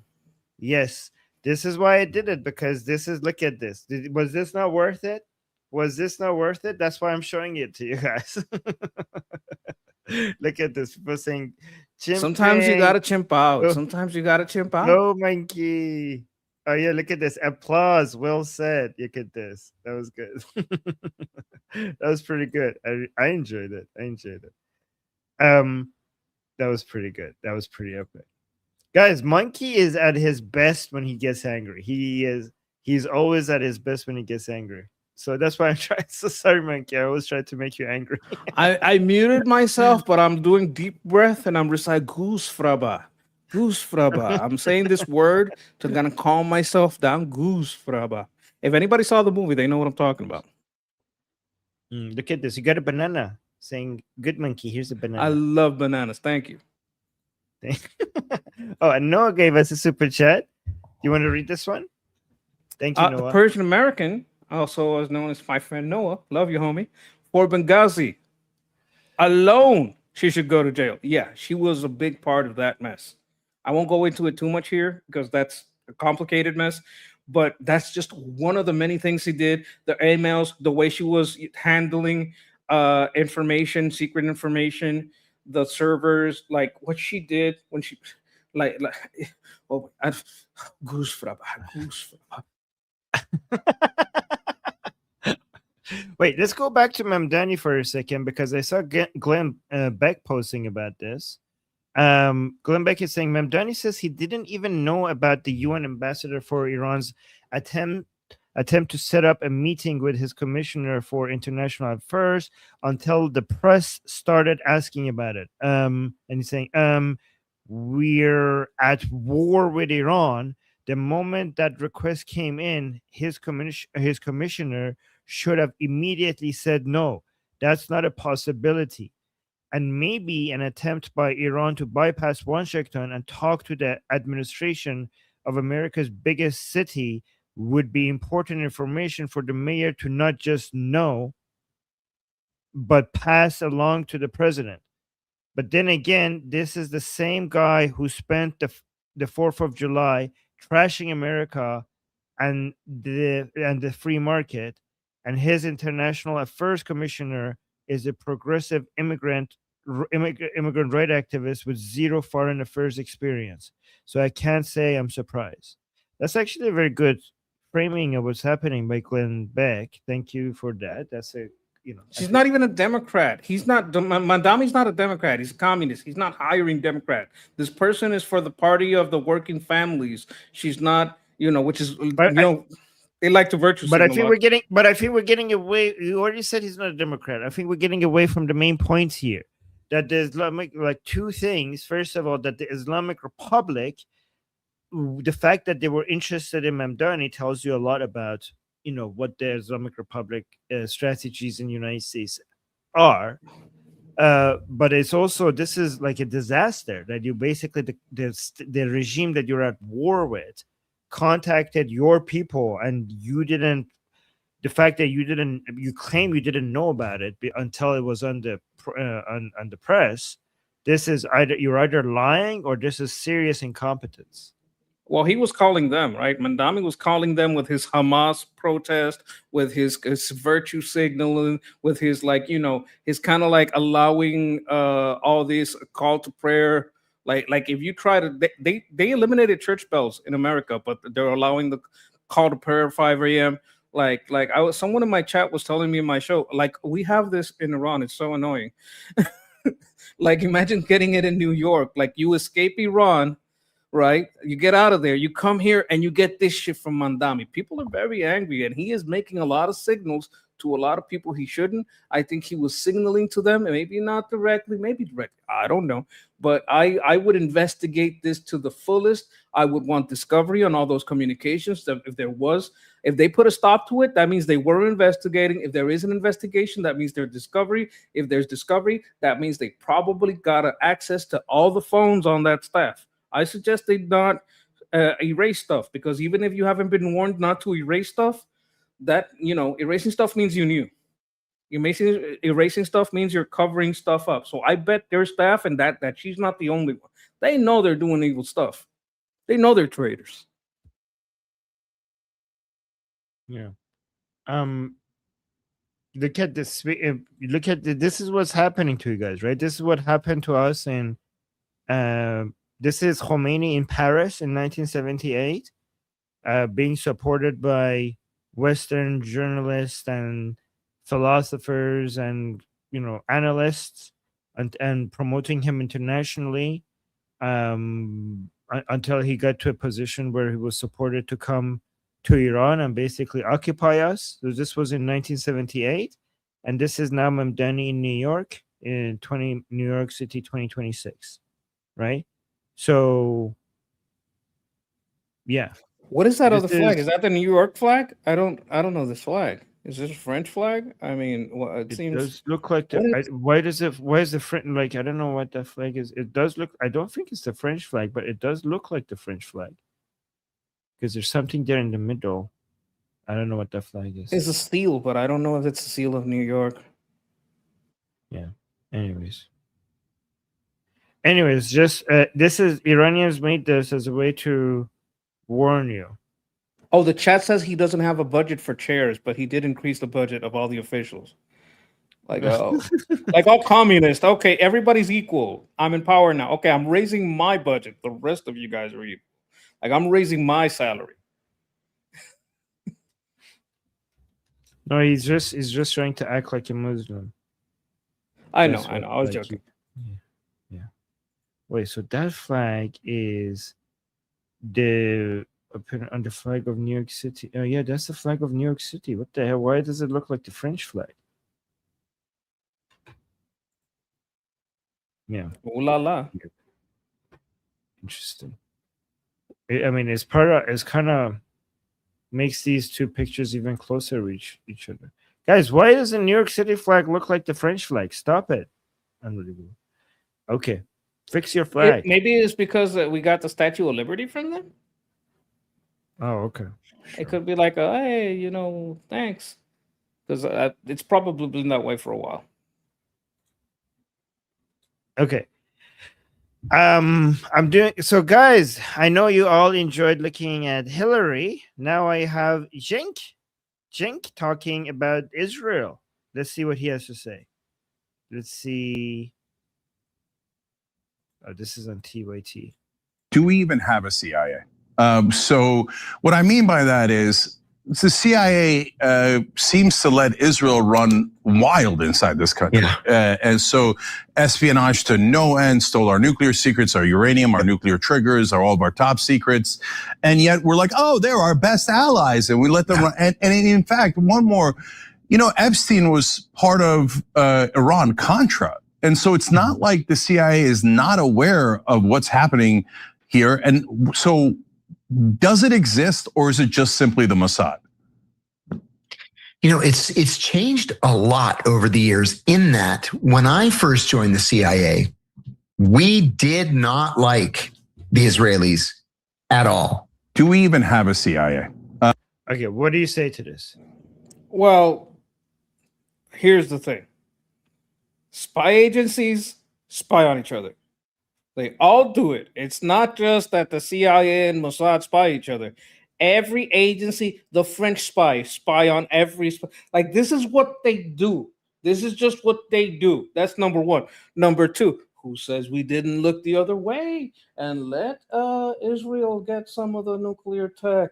Who says that? I mean, we could have we looked the other way and let that happen. We don't know if that's what happened. I don't trust this guy because he's biased. He's very politically biased. If I had a CIA, and he wasn't like a CIA agent, he was an analyst, right? So he's not a field agent. He's not like all the way out there. He's just an analyst. He like basically sat at a desk and looked at stuff. Maybe he had 1 or 2 times that he went out in the field. Like I've heard this guy talk before, and he's extremely politically biased, right? He's like a never Trump. He is one of the guys that loves to say taco, like, oh, Trump always chickens out, except all the times he doesn't. So he's one of these guys. You can't trust these types of people because he was probably let into the organization because of his bias, right? So the problem that we have in U.S. politics is that whenever this is where we have like that slippery slope problem. That's something that only the left says. The left is always talking about a slippery slope, and the right is always noticing, hey, we're already at the bottom of this slope. You guys are already packing the agencies full of ideologues. And this was an ideologue in the former administration. He's not there anymore, but this is very much an ideologue. And you can't trust someone like that. So here's what I have. Okay, so declassified documents show that the agency officials, right, in CIA consistently reveal the people who also came out, and just based on the experience that they had and stuff that were eventually declassified, that the CIA views its relationship with all of Israel's intelligence agencies, because it's not just the Mossad, it's also Amman and Shabbat. So Mossad is for foreign intelligence, Amman is for the military intelligence, and Shabbat is for internal intelligence of Israel, right? But they view all of them, the CIA looks at all of them through a lens of strict utility rather than like blind loyalty, right? So former CIA analysts and station chiefs have repeatedly characterized the alliance as purely transactional. Like, as one retired analyst noted, that Mossad helps us when it helps Israel, and otherwise they help themselves, right? So it's basically, we give you something, you give us something back. So it's very transactional. And then we have historical intelligence figures, including former counterintelligence chiefs, have openly warned about the dangers of confusing Israel's interests with American ones, keeping a clear wall between cooperation and subordination. So, yep, that is not true. But these people are saying it's not true. We have many people from the agency that always look at this as transactional. And then we also have a long history of mutual distrust, which is very common among intelligence agencies. So this mistrust shows that there is no loyalty or anything like that. So this is full of crap. Basically, everything Cenk is saying is full of crap. Yes, we could that's quote, why I yeah. said all spy agencies spy on each other. None of them trust each other, and none of them should, because you're the ultimate. You're supposed to be the ultimate patriot. Basically, you're supposed to be the ultimate America first. Should be your spy agency, right? You should be looking long term. That's why you're kind of utilitarian. But you should be American first, and Mossad should be Israel first, because that's their job. If they don't do that, they're not doing their job, right? Oh, yeah. Monkey, look at this. Jonathan Pollard, which was a U.S. Navy intelligence analyst, he was caught selling massive amount of classified American secrets to Israel. He got a life sentence. Yes, right? as well he should. Yeah. Yes. And also, we have declassified CIA reports explicitly state that one of Israel's main intelligence goals has historically been gathering secret U.S. policy decisions and technical data, prompting this CIA to maintain strict security firewalls against the Middle Eastern partner. So, yeah. I mean, guys, this is, by the way, this doesn't mean that U.S. and Israel are not friends. This is just the nature of being an intelligence agency. This is just how it is. Look, I'm sure the CIA has done some crazy stuff. Like I don't even want to get into the stuff we've done, but like and when you look at any spy agency, I'm sure the PLA, CCP spies do horrible things. I'm sure the KGB did horrible things, probably worse than what we do and what Israel does, honestly. Like you can't look at a spy agency and think, oh, these are going to be a bunch of wholesome chunguses. That's not the way it works. Yeah. But look at the lies that these people say, the level of anti-Israeli hate that they have, which is anti-Jewish hate, to be honest. But you look at the stuff they come up with, like every single evidence that you bring up shows that it shows the opposite of this. But their audience are not going to fact check any of this. They just hate Israel so much that they're just going to believe. I'm just seeing how sneaky this guy is, because basically he's covering his own ass. He say, hey, while I was there, it wasn't like that. Maybe now. So he gets to have his cake and eat it too. He gets to like say the truth. Look, while I was there, we weren't like, kissing ass and just doing whatever Mossad wanted. We were watching our interests as they watch theirs, right? So if I'm going to break down what he's actually saying, right? But after I left, let me cast aspersions. You understand what I'm saying? That's like we know their intentions, but them bringing him in as an analyst and him twisting the words to make it seem like things had changed, even though he can't know because he's not there anymore. That's the trick. That's the deception. That's like the poison. Okay, let me correct somebody in the chat. Somebody's saying anti-Israel doesn't mean anti-Jew. It absolutely does. It absolutely does. Anti-Israel means that you're against the right to self-determination by the Jewish people.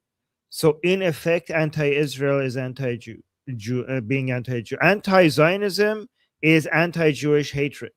It absolutely is the same thing. It's absolutely the same thing. Do not let people separate that for you. Do not let that's like saying anti-USA is not anti-American. Like, well, yes, it is. Exactly. Yeah. Exactly. And by the way, Monkey, don't you think that this is also a level of ungratefulness to American intelligence agents to say we have no CIA? Like these are people that are doing a lot of work to keep Americans safe. The people who work at the CIA, like every American should be proud of their intelligence agencies. You have the world's best intelligence agencies, and they are what every country requires that to protect its citizens. And instead of bragging about it, instead of being grateful, instead of praising them, instead of thanking them and bragging about them to the whole world, this is what you do. This is, I think, is so unfair, and it shows a lot of disrespect for the people who are keeping you safe, and it shows deep hatred and ungratefulness. And I don't know, this is disgusting to me that the people that are keeping you safe, this is how you treat them. Cenk has no loyalty. Well, first of all. Second of all, like he told like his friends on the panels, hey, you guys might not know this, but I'm an inbred. And they say, oh, that explains a lot. He said, I bet that explains a lot. And they all agreed, yes, that does explain a lot. So I don't put his level of intelligence very high. And I've also never known a communist to be grateful. You say, why are they so ungrateful? Well, I mean, look at their ideology. They don't have an ideology that has anything to do with gratitude or merit. Their attitude is, I want more and I have excuses. Yeah. But I've seen like hatred for CIA among many Americans. I don't know how widespread it is, but I've seen it a lot, even among people who are not communists. And I think it's so unfair. And I wish more people would see the CIA and other U.S. intelligence agencies and praising them as part of their, patriotism. Like there's a lot of skepticism and mistrust with intelligence agencies, but no country can properly defend itself without a strong intelligence agency. And I think that more Americans need to learn to appreciate and be grateful for that. Well, I think when it comes to that part, like we have to understand the realities on the ground, right? Now, maybe our CIA helped Jimmy Carter do the stupid things he did. Like we have to one of the freedoms that we have is to criticize our government. And sometimes when we have like the wrong people in charge, they use these agencies to do the wrong thing. Should the agency be, all of it condemned by what happened during certain administrations when certain Democrat presidents or whoever had some bad ideas and sent that agency the wrong way? Well, that's a blanket blaming of the whole agency throughout all of time that I think is not being correctly attributed to the context of the time and of who was directing the agency at that time. I think that nuance is lost, especially through movies and medias and people like this. Yeah, so guys, if you see somebody in the CIA do something you don't like, blame that individual. Don't blame the CIA. Don't blame the institution. Blame those individuals within those institutions, right? Okay, we got 3 super chats. Let's go through these. Fleshy Interloper saying, "Oh, do you want to read this, Monkey?" Are the carpetbaggers still talking to the carpet weaver? Ooh. Like a carpetbagger is like a politician that basically changes place when it's convenient for them, and they're like like a carpetbag that's like what's known like a someone that comes into a location, pretends that they're part of the community, but they're just there for the money. And the carpet weaver, the carpet weaver is Ghalibaf. Yeah, yes. I know Ghalibaf. Yeah. But who's the carpetbagger here? Well, the carpetbagger who's coming into, the IRGC is the carpetbagger. They're coming to allegedly represent Iran, but they're not Iran. They are the Islamic Republic. Like I could be misinterpreting this, but I think in Persian, Ghali means carpet, buff means weaver. So Ghali buff is a carpet weaver, right? And thank you for That's funny because in American, a carpetbagger means a person from the outside that comes into your community and pretends to represent it. Oh, so maybe carpetbagger are basically the Mossad agents inside the Islamic Republic. Well, no, because they would have ill intention. Like the carpetbaggers, the carpet weaver would be Ghalibaf. Like if I'm understanding this right. I know that part, but anyways, we're getting off track. Yeah. But the carpetbaggers would be his henchmen in each county or location. All right. Flesh Interloper, thank you for another super chat saying confetti for the Marines. Yes, we got that. We got to our goal. Hoorah! Flesh Interloper, thank you. Thank you. Marines, we in the army we say hoorah. But the Marines, they have this like guttural hoorah. They always say it like that. Oh, really? Okay, it's different. It is different. We make different guttural sounds. Okay, Sayed is behind on the live stream. But he just got to the part where you were doing your rant against Hillary Clinton. Do you want to read this? Great rant by Monkey regarding Hillary Clinton. I'm behind. I'm trying to catch up. Thank you, Sayed. Thank you very much. Thank you, Sayed. So Sayed from the past. Wait. Yes, we are from the future.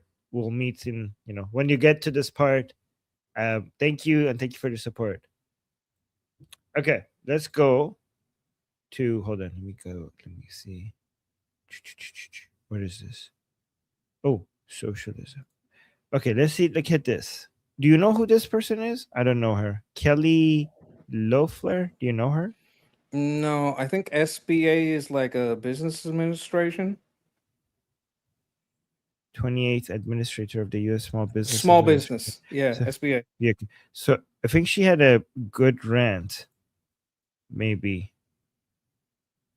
Yes, she had a good rant about socialism. Guys, we're going to be talking against communism and socialism more often, given that this is becoming a big deal in the United States. They're trying to take over. Watch this. Especially in the midterm. And Wait. Okay, let me go back to the beginning. Let's go. I get to support free enterprise. And the president loves small business. He understands it. In fact, yesterday at the White House, he said, small business is really big business.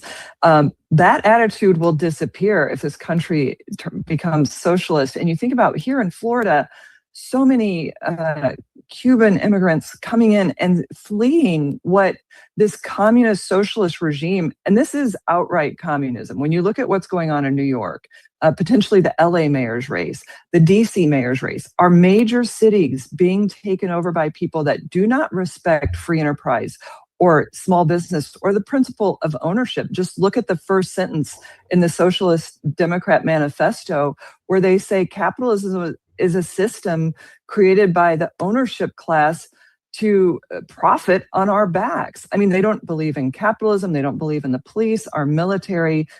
It's all the things that we saw coming up, and now they're just overtly public about it. So it's very scary, not just for economic reasons, but for law and order reasons, for freedom, for everything this country fought for over the last 250 years. And we owe such a debt of gratitude to our founders, our veterans, our military today.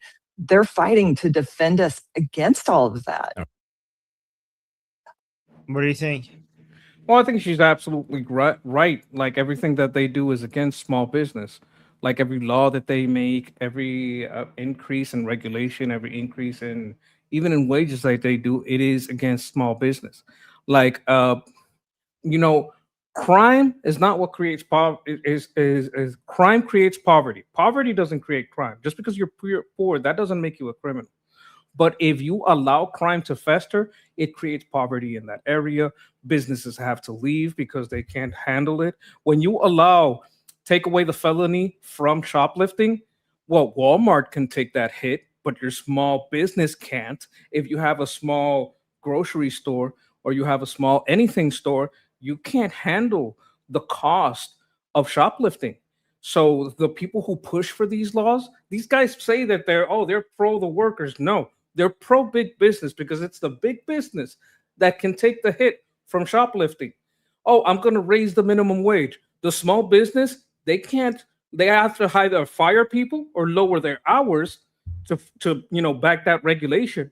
These people have a voluntary deal where they work. They accept to work for the wage that is offered. Like that's an individual, contract that they make. This is the deal between us. Big government steps in. Oh, you got to give them more an hour. Well, then I'm going to have to cut their hours. I'm going to fire some people if they can't work for less hours, right? So that's the cost calculus that sounds good when you're campaigning, but doesn't translate to these businesses being able to survive. Because if you don't like the wage, you don't got to take the job. I do have to say that, I do agree with you. Small businesses need to be protected from big businesses. We do have to clarify that we're not against big business. It's good. Big business is good. We just have to protect small businesses against big businesses so that we have entrepreneurship. But that doesn't mean that we're anti-big business. That's what I think. Well, my point being that sometimes these large businesses lobby for criminality. Then you have I know. I wasn't disagreeing. I was just adding that we're not anti. It's good. Like America is a great country because of its big businesses, because of its giant companies, and world class number one.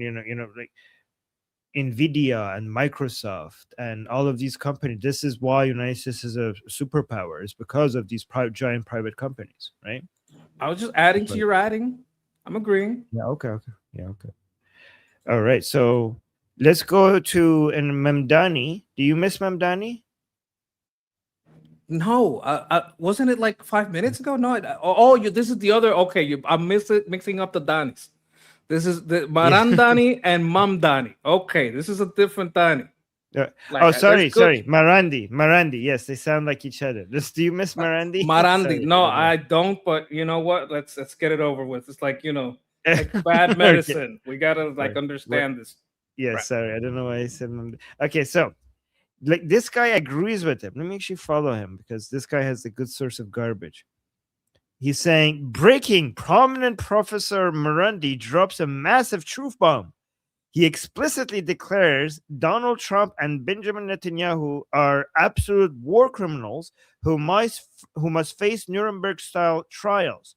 He confirms the Zionist regime manipulates Washington to serve their sinister agenda. Okay, let's see what he says. I don't know of any plan whatsoever made by Iran. What I'm saying is that the Trump is a war criminal. Netanyahu is a war criminal. And the Israeli regime, of course, is genocidal. We've seen Gaza, as we speak, they're carrying out genocide. The point I'm making is that true, Trump is a war criminal, and Iran would like to see him facing trial like the Nuremberg trials, and all of the people around him, and all the senior military officials, and all those who pulled the trigger to kill the little kids in the Minab school, the 168 little schoolgirls at the Minab school. But the point that I'm making is that when the Israeli regime is saying this, they have their own agendas. They never say anything based on true analysis. Their objective is their agenda is based on the interests of the Zionist regime. I don't. It's interesting how he sounds just like Cenk Uygur and Anna Kasparian, right? This is a regime propagandist of the Islamic Republic, and their view regarding Jews controlling the United States is very much like Anna and Cenk. Look, Right? he's probably writing their script. Let's face it, this is a propagandist. That's his job. These guys are propping him up as a professor. Oh, please, professor, my ass. This guy is basically a state-sponsored liar. That's why he's going off this. Oh, they should be for what crime? What war crime? Like, name the crime. Like if anything is a war crime, is you placing civilians in a missile in a missile base. Why are you placing civilians in a missile base? Don't you think that's kind of retarded? Oh, it's because you're functioning as terrorists, and terrorists always hide among civilians. That's the real problem here, right? You've always functioned as terrorists. Oh, you want to talk about the genocide in Gaza? Well, can we apply those same standards that you apply in Gaza and South Africa? Oh, you don't want to do that because you support the, genocidal tendencies of the communists in South Africa that want to genocide the white people, right? They want to genocide the Christians. You're for that genocide, right? And because you like that genocide, you're not going to apply the same standard. I would invite anyone to tell me that loves Palestine, loves Gaza. What are the standards for genocide? Tell me what they are. No, but give me like the numbers. Is that your standard? Can we apply that to South Africa? They're gonna be befuddled because they can't. Okay, so ask them first. What are your standards for what is a genocide in South Africa? Ask them that first. And have them know because you need this requirement, and this is why it's not a genocide in South Africa. So no, it's not a genocide because look at this metric, and this metric hasn't been met. Okay, thank you. I'm going to take those metrics and apply them to Gaza. Oh, they'd go crazy. This guy's just a propagandist. These people are a bunch of hypocrites. They don't care about Iranians. The regime killed, like, up to now, confirmed by the U.S., it's up to 54,000. But we all know it's probably a whole lot more and by thousands. So this guy means this guy is, if anyone is guilty of genocide, it's this guy. Yeah, it's very rich coming from them. But that was a good rant. See, this is why I show you this. That was a pretty good rant. Okay. But you know, goose fraba. I'm getting it out of my system. This is like Yes. like an exorcism, or like purging. you know, these people hate Israel so much. And I think the best way to respond to this, both, Cenk Uygur, Anna Kasparian, this Charandi Marendi guy, we should show them Israel, This is Israel right now. Look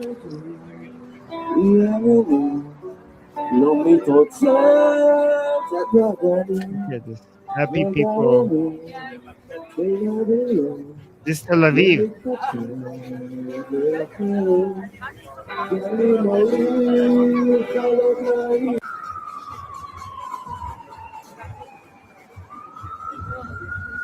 Get that. And then keeps going. Look at it. Oh my God! Look at this. You know the only sad part about this? California used to be like this. Venice Beach used to be like this, but they've gone under the rule of this commie Newsom, and it's become terrible. You can't go to Venice Beach and have it be like this. But anybody from California would tell you, bro, Venice Beach used to be nice like this. It's not nice anymore. When I went there, it was pretty nice. A couple of things have gone downhill, brother. I mean, I Really? wouldn't recommend going now. I'm hoping things get better, though. I was there like 6 years ago, and it was pretty nice. It was kind of like this. It's changed since then. Like during COVID? No, COVID was 6 years ago. Brother, No, time goes fast on us. So fast. Oh, Jesus Christ! Wait, COVID was not 6 years ago. Okay, oh my 2020. God. Oh my God. Okay, more than 6 years ago then.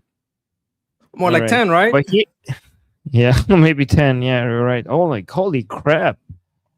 Yeah, about 10 years ago, it was like this. Jesus Christ! COVID was 6 years ago. What the? I thought it was like 3 years ago. What the hell? No, Okay, just say never goose mind. fraba and breathe in and out.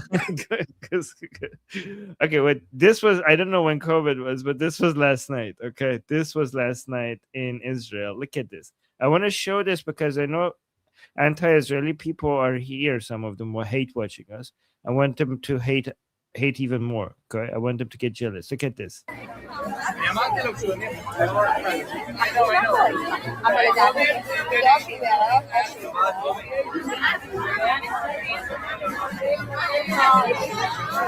You know what? I want to go to Tel Aviv now. I want to go to Tel Aviv. This is like nice.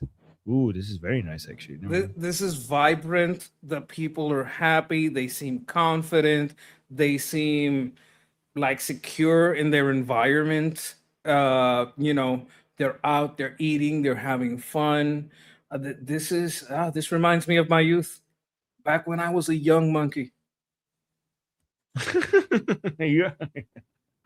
Oh my God, guys! He's actually a baby. He's just messing with this. The monkey. This is a baby monkey pretending. No, to I'm be an old. ancient monkey. I remember my first gaming console was an Atari, Chad, and it was new when I got it. Okay, we had fun watching Israel. Let's go back to garbage watching. How about that? You want to watch more garbage? I guess. Oh my God! Here comes Mr. Inbred. Zoophilia lover. Here, let me see what he's saying. Okay, let's play. But they are. I'm trying to get monkey angry. I'm trying to get an angry monkey here. Look at this. Casey, Israel exists already. Palestine doesn't. I know you hate Arabs. I know you hate Muslims. And I know that you don't even think Palestinians are human, but they are. And they don't have a state. Israel already does. I know you don't know anything about news. You don't know anything about facts. I mean, he's not wrong. Question: if you were in any way logical. Yeah, I mean, so far he's correct. Israel is a state. Palestine isn't, and we'd like to keep it that way. Exactly. We like to keep it that way. Yes, and Palestinians is not the proper name to call the people who are there. The people who are there are residents of Gaza and Judea-Samaria. And Palestinian doesn't refer, it refers to a terrorist movement. Okay, so if you want to refer to the people there, just residents of Gaza, for example, go with that. but anybody who's a so-called Palestinian is a terrorist. But the correct question, if you were in any way logical and an actual reporter, would be, does Palestine have a right to exist? Since it doesn't. Palestine doesn't have a right to exist. No, Palestine. Since it doesn't, it doesn't. He just said it doesn't. The people who are there have the right to exist. Palestine. How could Palestine have a right to exist? Palestine is not a human. Exactly. No, it doesn't. Humans have rights. Yes. States, imaginary states don't have rights. Humans have rights. So Palestine doesn't That's have like a right. me making up Monkeystan. Yeah. Rights are for humans, not for states. Also, especially imaginary ones. Does Palestine have a right to exist? Since it doesn't, and why doesn't it? Because your beloved Israel that you love so much has been brutally occupying them for 58 years, Casey. Do you know that? Wait a minute. So they're You really occupying. Wait a minute. They're occupying something that doesn't exist. He just said it doesn't exist. So how are they occupying something that doesn't exist? Yeah, you're right. Like actually, you're right. That's a good observation, Monkey. You just confirmed that there is no state of Palestine, so they're not occupying anything. Right? It's just their land. We only have one state, which is Israel. And you know what? That means that they are the occupiers. Get off their land. That's called squatting. Yes, if we have a nation state, if we have a nation state of Israel and we don't have a nation state of Palestine, that means that they are the occupiers, because we have officially recognized the nation state of Israel. So those people who are sitting there, they're occupying Israel. They should move. And they have squatters' arguments. Have you ever heard the arguments of a squatter? No, because my great grandma used to live here 1,000 years ago, so I changed the locks. No, you're a squatter. Get out. Right. Ignorant that you don't know that? Do you know that the Knesset voted to make sure Palestine never exists? What, isn't that an outrage? Yeah. Why would that be an outrage? Why would we? First of all, the Israelis tried to make peace with these people by offering them to have their own nation state 5 times. 5 times. And every single time these terrorists said no, because it came with the requirement for them to acknowledge Israel should also be a nation state. And they decided not to have a nation state if it means that Israel also gets to have a nation state. So they prioritize destroying Israel over having a nation state. So if that is a priority, why would you give them a nation state? If a group of people are determined to destroy you, why would you allow them to have a nation state right at your borders? Especially given that you already tried to do that 5 times and it failed every single time, because they're not. Hey, here's the thing that Cenk doesn't understand. Israelis don't want a Palestinian nation state, okay?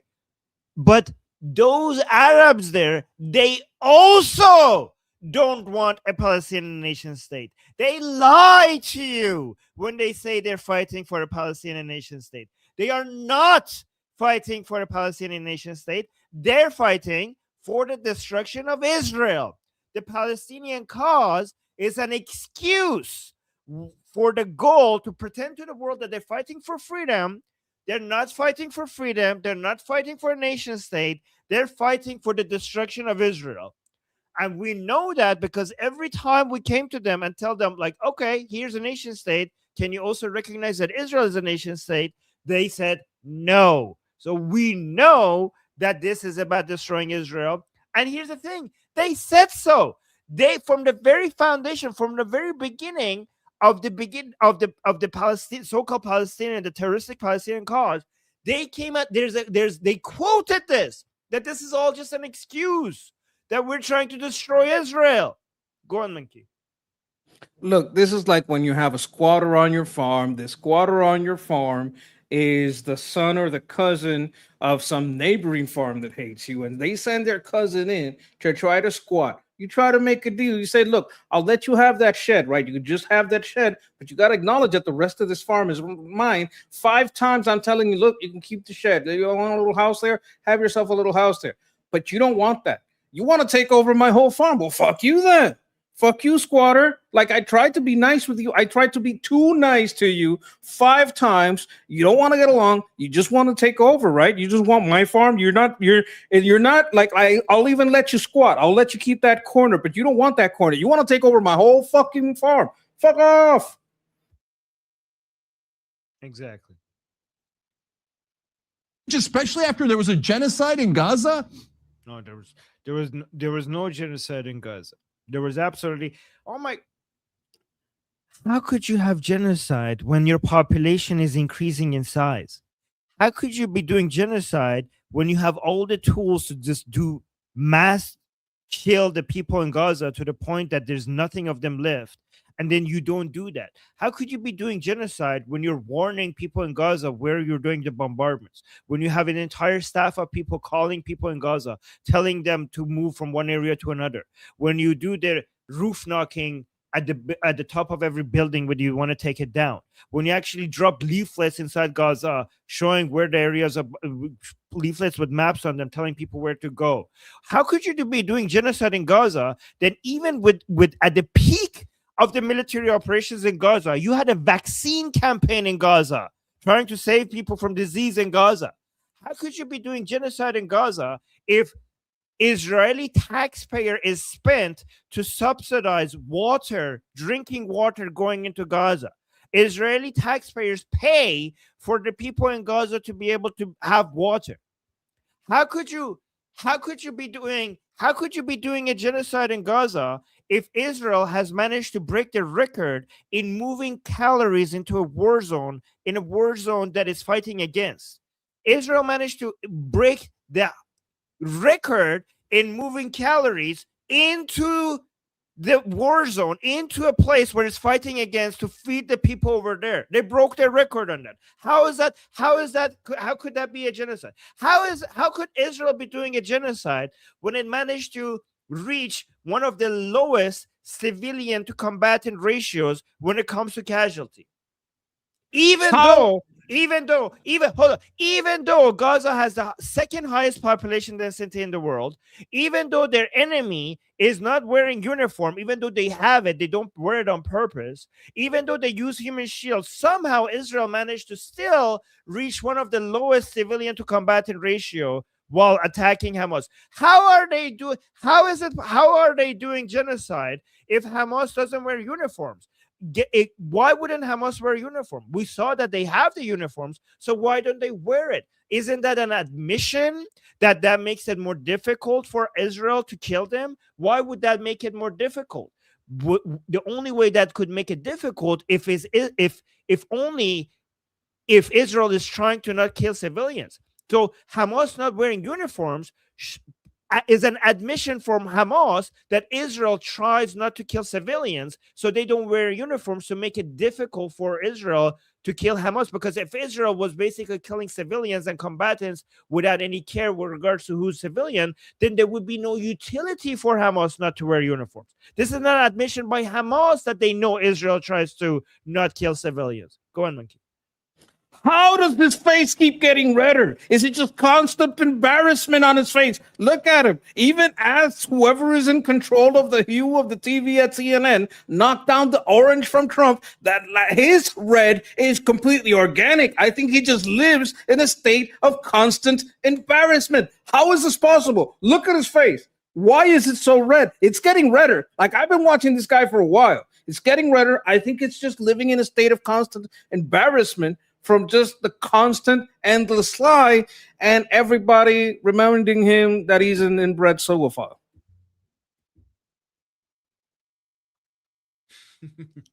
You forgot to change to your angry face, by the way. I was joking the whole time. I just don't like him. I wanted to trying to match your energy, but you covered everything I could have said. Well, there is one more thing. The standard of living in Gaza is higher than the standard of living in Pakistan, in a lot of places. Like, people go why are we sending these people aid? They live better than us. Right. Exactly. Okay. Let's see what other garbage he has to say, and then we'll get to the super chats. Thank you guys for the support. No, you're more worried about Israel existing when they have nukes and Iron Dome and the top military in the Middle East.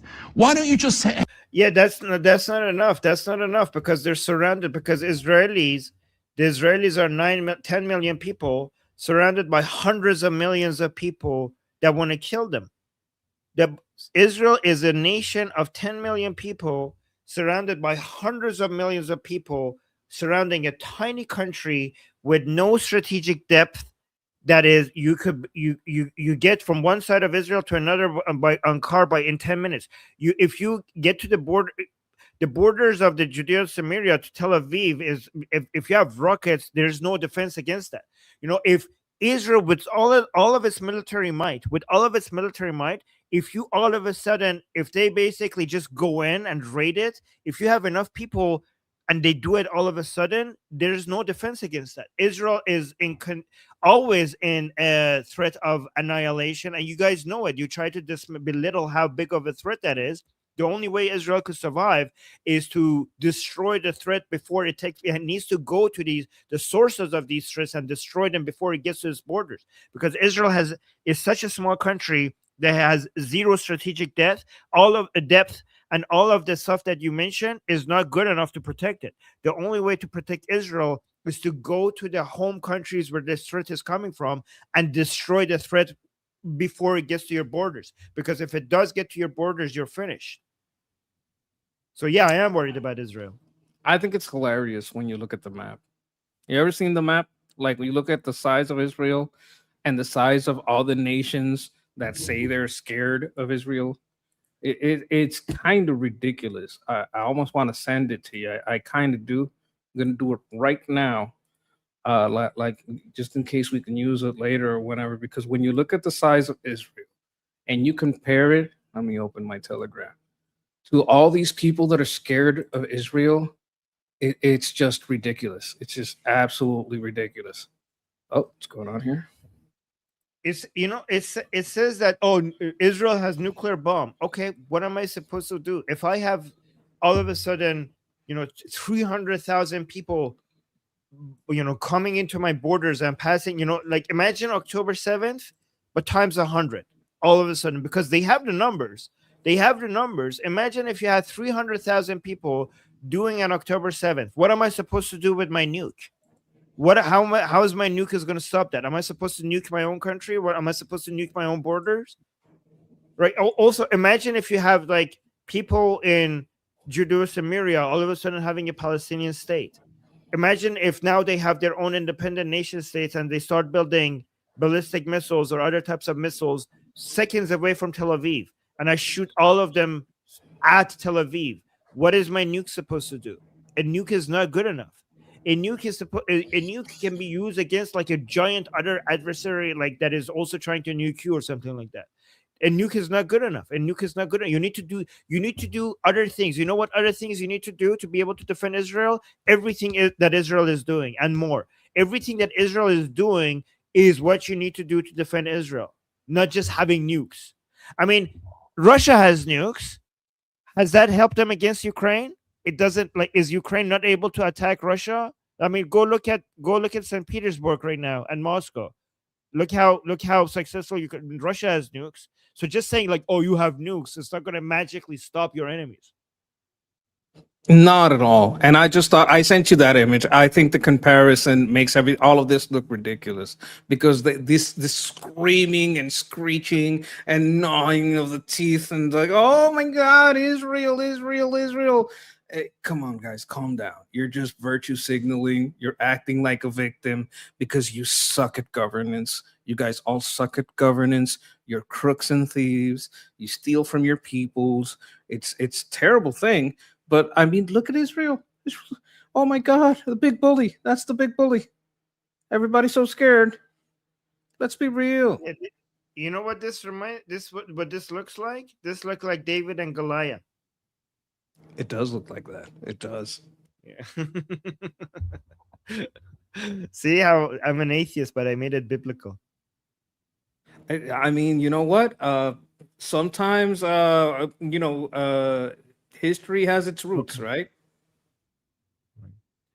Okay, We've seen these kinds of battles where the little guy just takes out these big guys. Yeah, it does. Yeah.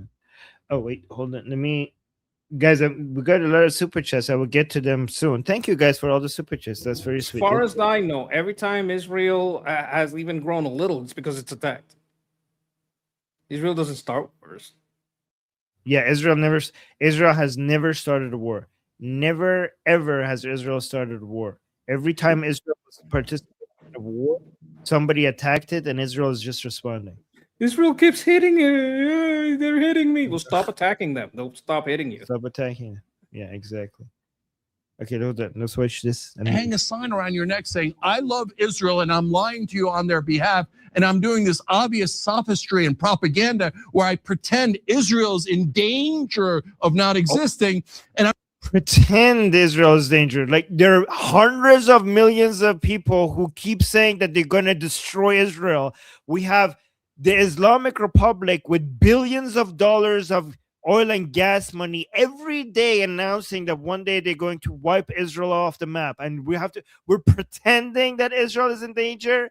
The Islamic Republic that is that is doing everything in its power to become nuclear. And for the past 47 years, it has everything possible to get to the borders of Israel, to try to get to the borders of Israel, and also get a nuclear weapon to one day nuke Israel. We're pretending that Israel is in danger. Unbelievable. Hold on.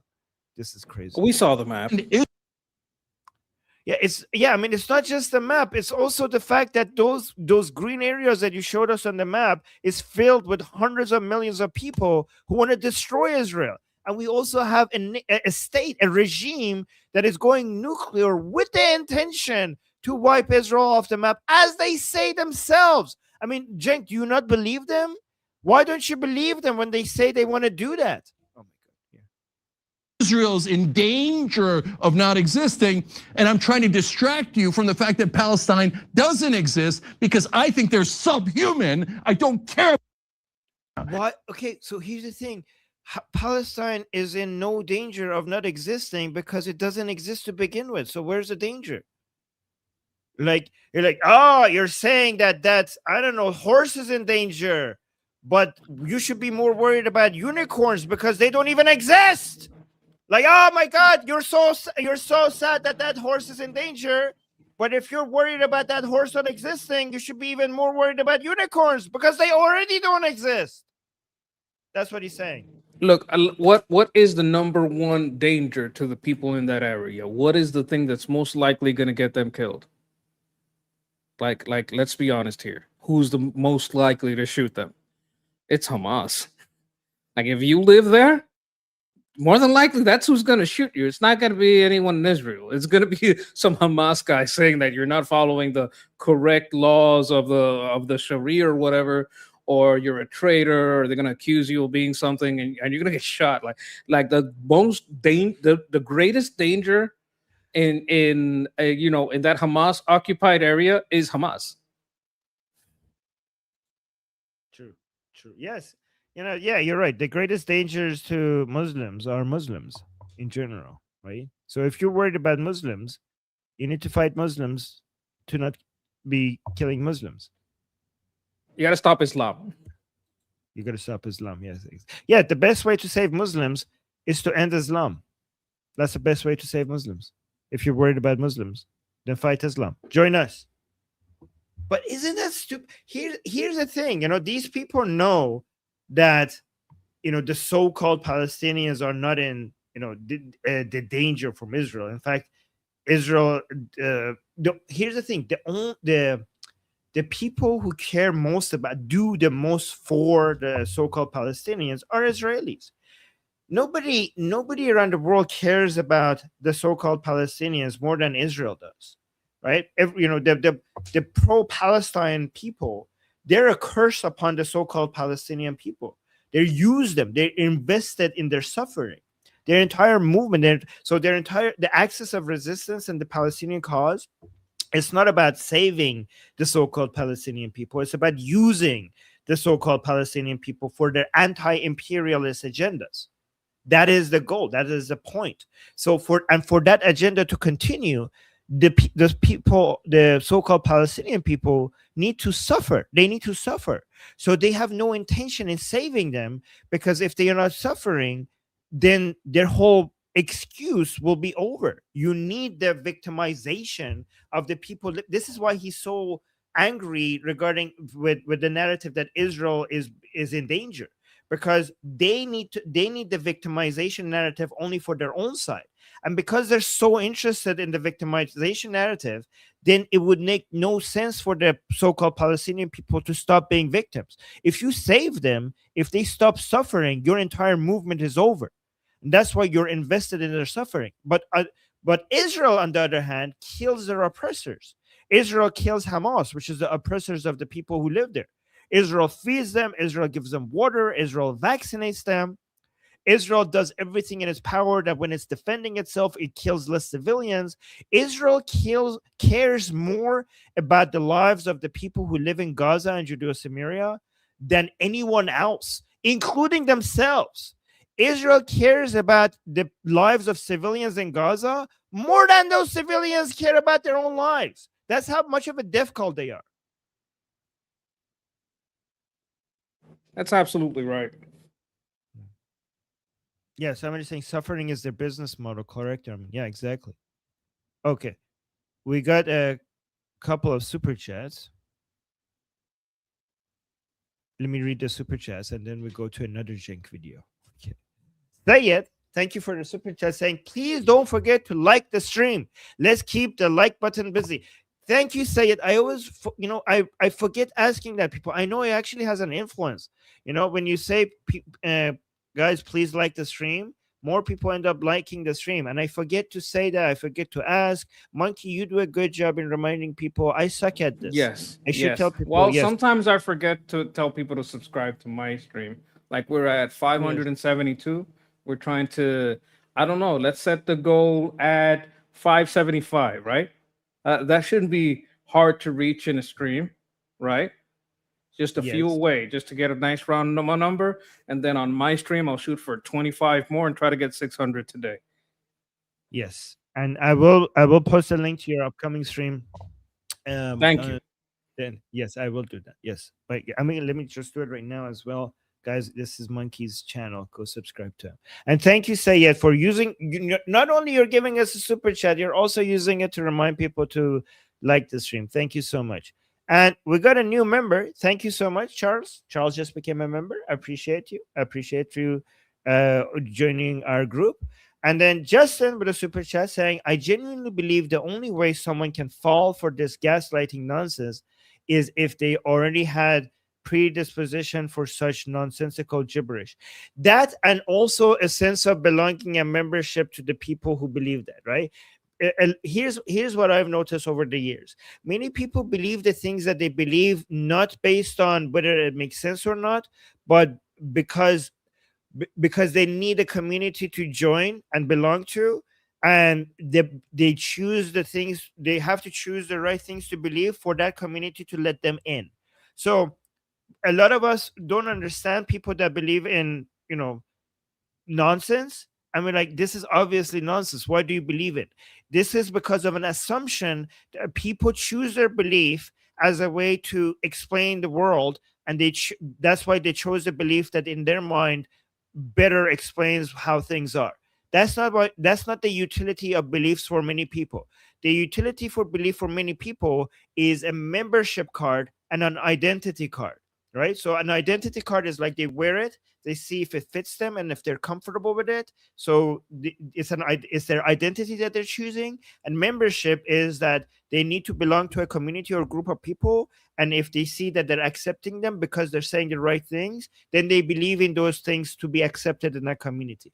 Once you understand that, you could make sense of a lot of people's beliefs when you understand that that is a utility of belief. And it also helps us to find ways to bring people to the correct beliefs when we understand what their motivations are. And thank you, Justin. Yes, there's a wonderful documentary about this called "Birds Aren't Real." This was like a lot of people like to keep it on the down low and not explain what it is, but it's basically a person that started this like false conspiracy theory, but treated the people very nice and created a sense of camaraderie.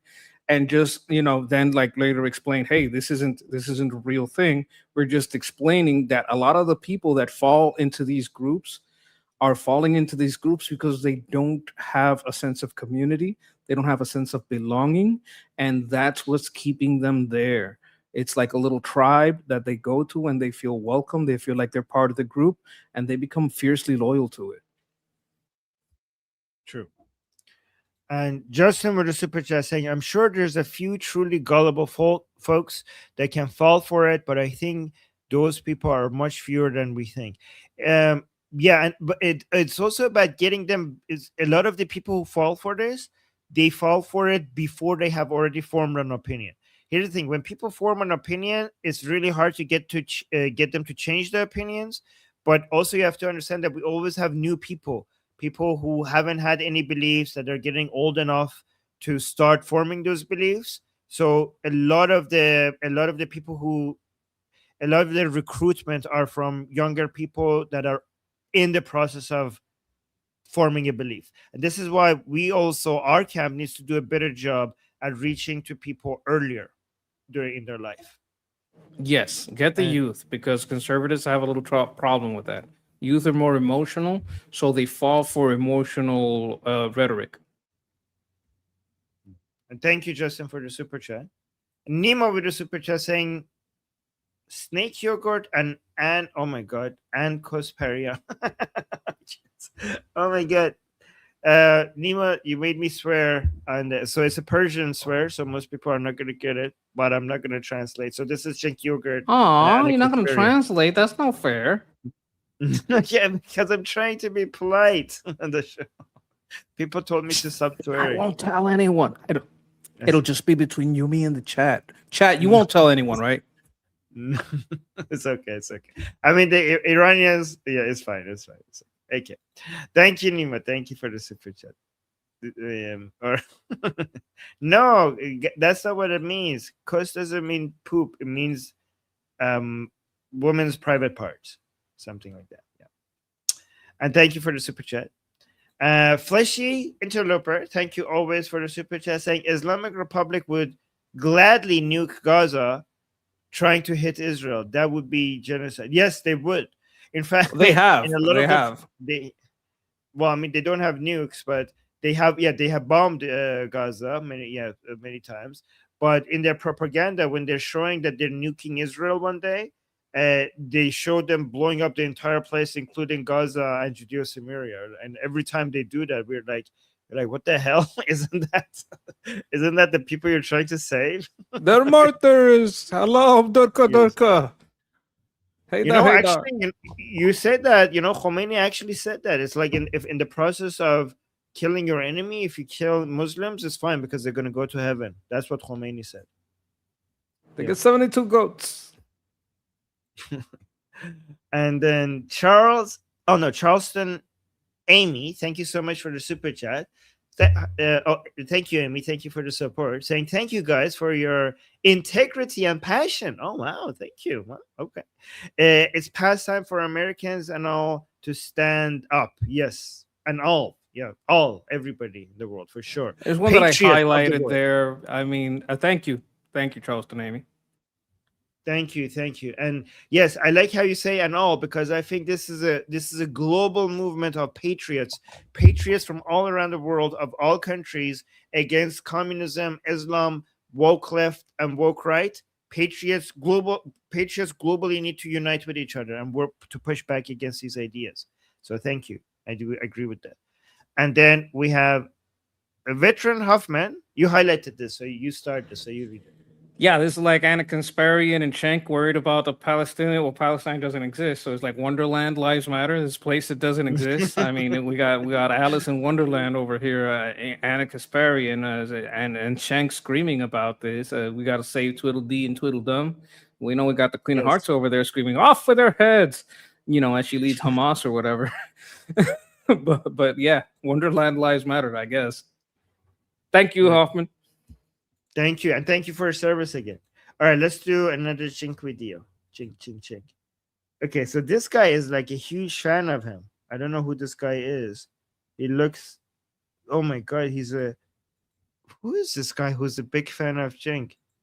He's a PhD computer engineer in somewhere in Oh my god. Okay. AI What is education. comfy UI fine tuning tutorials? Oh man, these things I don't know. It's kind of like a bullshitter to me. Yeah, maybe he's just lying. He does have a lot of followers though. I don't know. Anyways, he's such a big. He's in Turkey. Okay, so he's in Turkey, but he's a huge fan of the young Taurus apparently. So maybe that's the reason. But anyway, let's see what Chinky Uyghur is saying over here. Oh, but you just said to incinerate. Wait, hold on. I need to change the banner. What the hell? Okay, let me change the banner. There we go. Okay, let's go back. Oh, but you just said to incinerate pregnant women and babies who were just born. Yeah, because they're savages. They're savage babies. And you don't have to respect their lives. Their lives don't mean anything. You see how we're the good guys? Me and Israel, man. We slaughter and kill all their kids. And that's why they're the savages. Carl, you look like such an idiot. You look like the dumbest, most vicious person I've ever seen. You sicken me. You're not an American. Americans are good, moral, decent people who care about the value of life. We care about human rights. We care about decency. But you're none of those things. You're the equivalent of a Nazi. Nazis say, let's kill everyone. And so that's what Carl Higbie is. He's a piece of crap. He's filth. Oh, but I don't know who he's talking about, but the ones that didn't think Jewish lives matter and they wanted to kill the babies were the Nazis. It's the Islamic Republic, it's Hamas, it's Hezbollah. I mean, look at October 7th. There's a lot of dead babies on October 7th. I thought he cared about babies. I don't know what he's talking about here, but if anything, more if babies are alive in that area, it's because Israel keeps giving medical support. They have hospitals open. They like a lot of medical support that they get from Israel. Like if you go to Hamas for medical support, it might not work out too well for you. So here's the explanation of what he's trying to say. This guy who's a big fan of Cenk is saying, wow, Cenk Uyghur exposes the Zionist lobby's terrifying mindset, mocking how they justify incinerating pregnant women and babies in Iran by labeling them as savages. He explicitly compares the Washington-backed Israeli war machine to literal Nazis' pure evil. I mean, I don't understand. Where is this baby? I don't know where this baby is. Let me finish. Mikey, I'm talking here. Let me finish my point. What was I even saying? Now I lost on my chain of thought. Oh, so yeah, Operation Epic Fury and Operation Roaring Lion has broken the record when it comes to getting to the minimum of collateral damage and civilian casualties. It used to be other operations like the war in Gaza after October 7th was very low. Then the Patriot attack operation was also very low.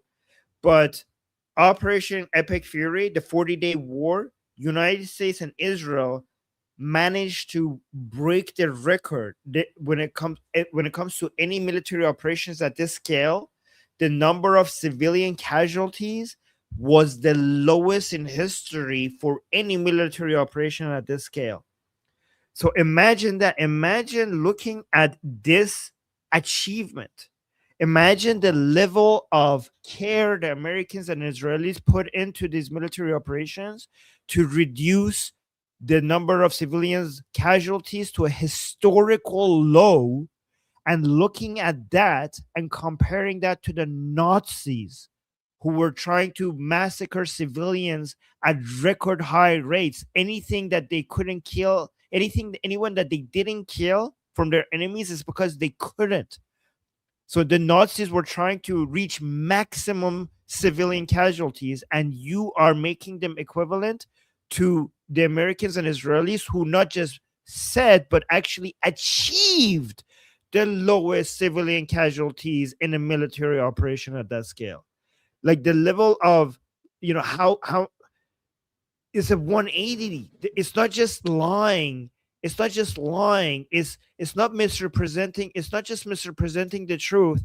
It's basically the complete opposite. It's the farthest position that you could have from the truth.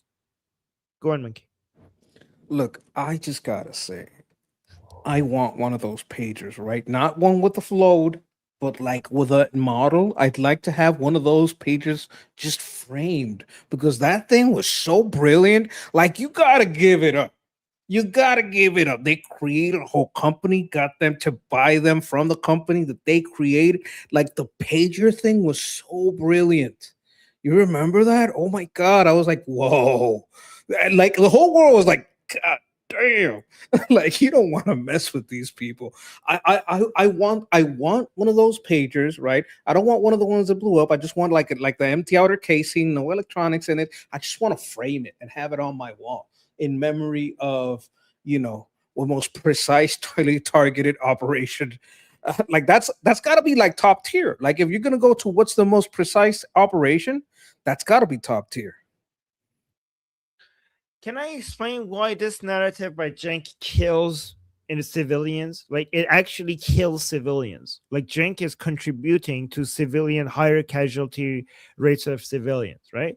Because the main pressure we have against states to try to reduce civilian casualties is because they are democracies and the people demand that. The people want states to operate in military operations in a way that civilian casualties are lower, right? So the reason why Cenk's narrative kills civilians is because when you have the two states in the world that have done the most to reduce civilian casualties, for you to label them as Nazis and child killers and people who do massacres and genocide upon civilians, what you're putting out in the world is that this is your reward for reaching that high level of a standard. You're putting the signal out there globally to states that it's not worth it. That what's the point?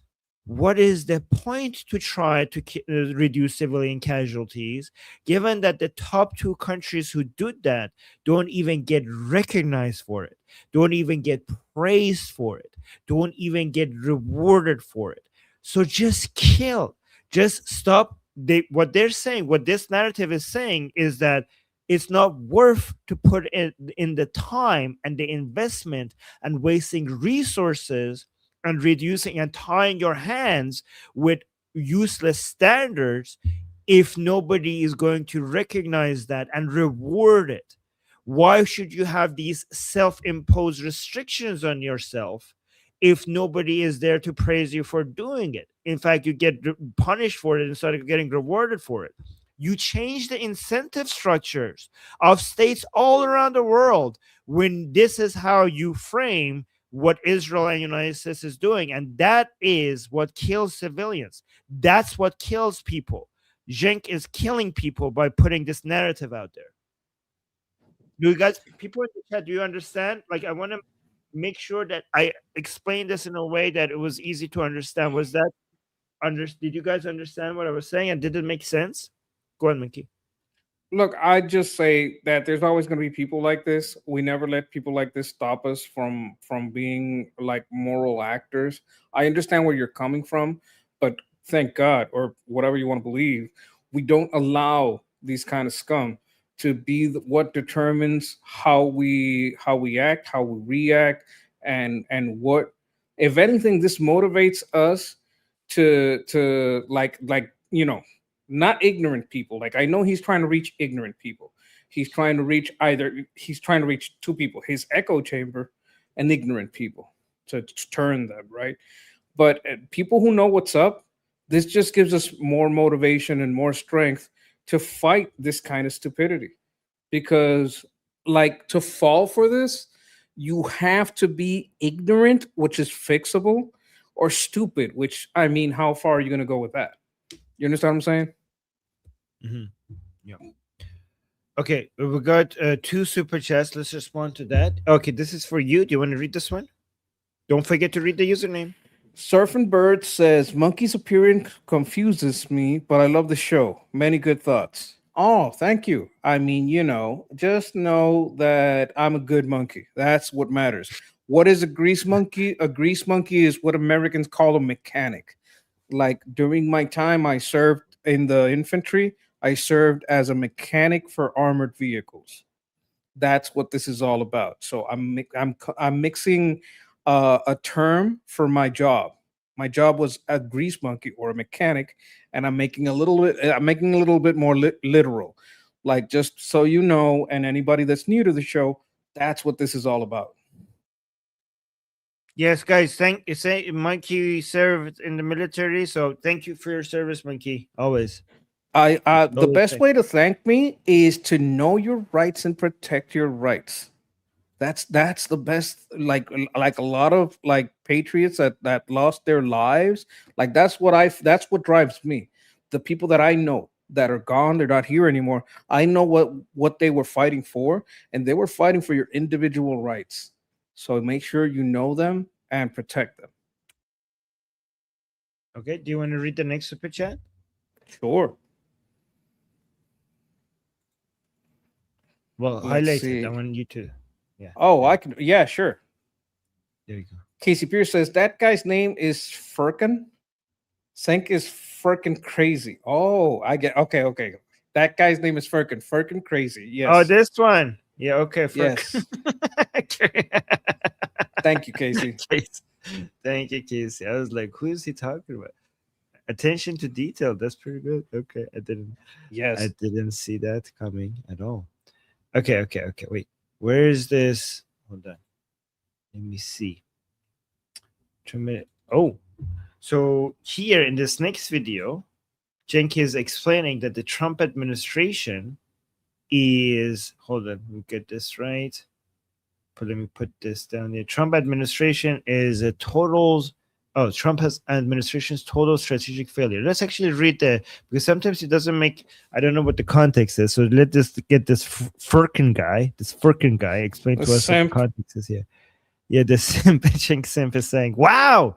He always starts with "Wow." Cenk Uygur exposes the Trump administration total strategic failure. He confirms Washington is utterly powerless to reopen the Strait of Hormuz against Iran. He reveals corrupt politicians betrayed America for Israel, intentionally collapsing the U.S. economy. Okay. How is he revealing this? Is he have some inside information, or is it the revelation is just he says so? He just knows. Okay. You don't trust? Come on, Monkey. You don't trust Cenk? No, not as far as I can throw him, man. He looks very heavy. All right. Let's see what he has to say. So look, at this point, Israel's got the advantage again, and they're pushing. And there's Trump, they're going to kill you. It's going to be easy. It's going to be easy. Let's just reopen the Strait of Hormuz. So easy. Every one of them was like, oh yeah, reopen the Strait. You think we wouldn't have reopened the Strait of Hormuz if we could? You think Trump's like, you know what? I don't feel like it. Oh, it's easy, but I don't want to do. I don't want to win. No, it's super hard.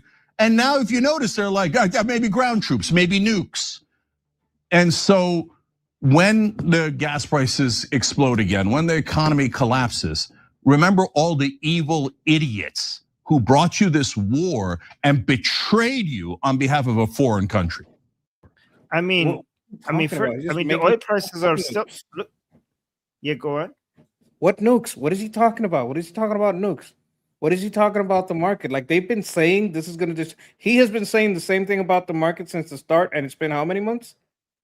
Like this was started in January, was it? Yeah, I mean February 28 or February 28, right? Yeah, February. Yeah, February. Like it's been months. Like what are you talking about, Cenk? You're just making. They just they just make stuff up. There's no backing to it. There's no he's not showing what is behind this. He's not showing any evidence that this is about to happen. Nothing. Just him making it up. He doesn't want to open the strait. Now, if he didn't open the strait, how did all those tankers get out? How did all the ships that were stuck in there get out? How did that happen? Right? How? I don't understand. He's just lying. He just lies. That's all he does. And that other guy frames it as a revelation. look at oil prices. The only way the oil prices are this low is that the oil market was flooded with oil after they opened the Strait of Hormuz. I mean, this is proof that we had so much supply of oil right now in the market. I mean, what? Look at what he's saying. Let's go back here. He's lying. This is absolutely a lie. I don't want to win. No, it's super hard. And now, if you notice, they're like, maybe ground troops, maybe nukes. And so when the gas prices explode again, when the economy... When they explode again, what are you talking about? What again? They were supposed to go to $200, $300. They never. The max it went up to was $120 for half an hour, and then it dropped down because the American Navy managed to get all the ships out of the Strait of out of the Persian Gulf, because the American Navy was very effective of getting all the ships out. That's why they all of a sudden dropped. And also, you can say, look at this here. When the gas prices explode again, when the economy collapses, remember all the evil idiots. You know, Monkey, my suspicion is that these people who pretend to be for America, they want the American economy to collapse. That's what they want. When they see the stock market, look at this. The stock market year over year is up 21%. This is actually so crazy that it needs a correction. Like, this is too good. Like, this is too good. We're probably due for a correction. But yes, the economy is doing good. The stock market is doing amazing. The oil prices are low. I mean, honestly, this is better than I even thought. I thought, like, okay, yes, this is going to be a few couple of bad months. But with all of this military tension and this, I mean, I never imagined the Strait of Hormuz would be so-called closed and we will have oil prices below $80. Like, what the hell? This shows that the global economy is a lot more resilient than people thought, right? So oil prices are below 80. Stock markets are at a record high, and the U.S. job market is amazing, much better than anybody else. Even economists didn't predict this great of a job market in the United States. So what are you talking about? This is his wish. He's hoping for the U.S. economy to collapse. This is how anti-American these people are. Some people call it manifesting. He's trying to manifest. He's projecting. Yes. He's manifesting. This is a very lefty California thing to do. They want to manifest things into existence. So they think if they scream it hard enough and they screech and they believe it hard enough, it's just going to magically happen. This is not a reality thing. They want to manifest reality, not live in it. Right. Yeah. Okay.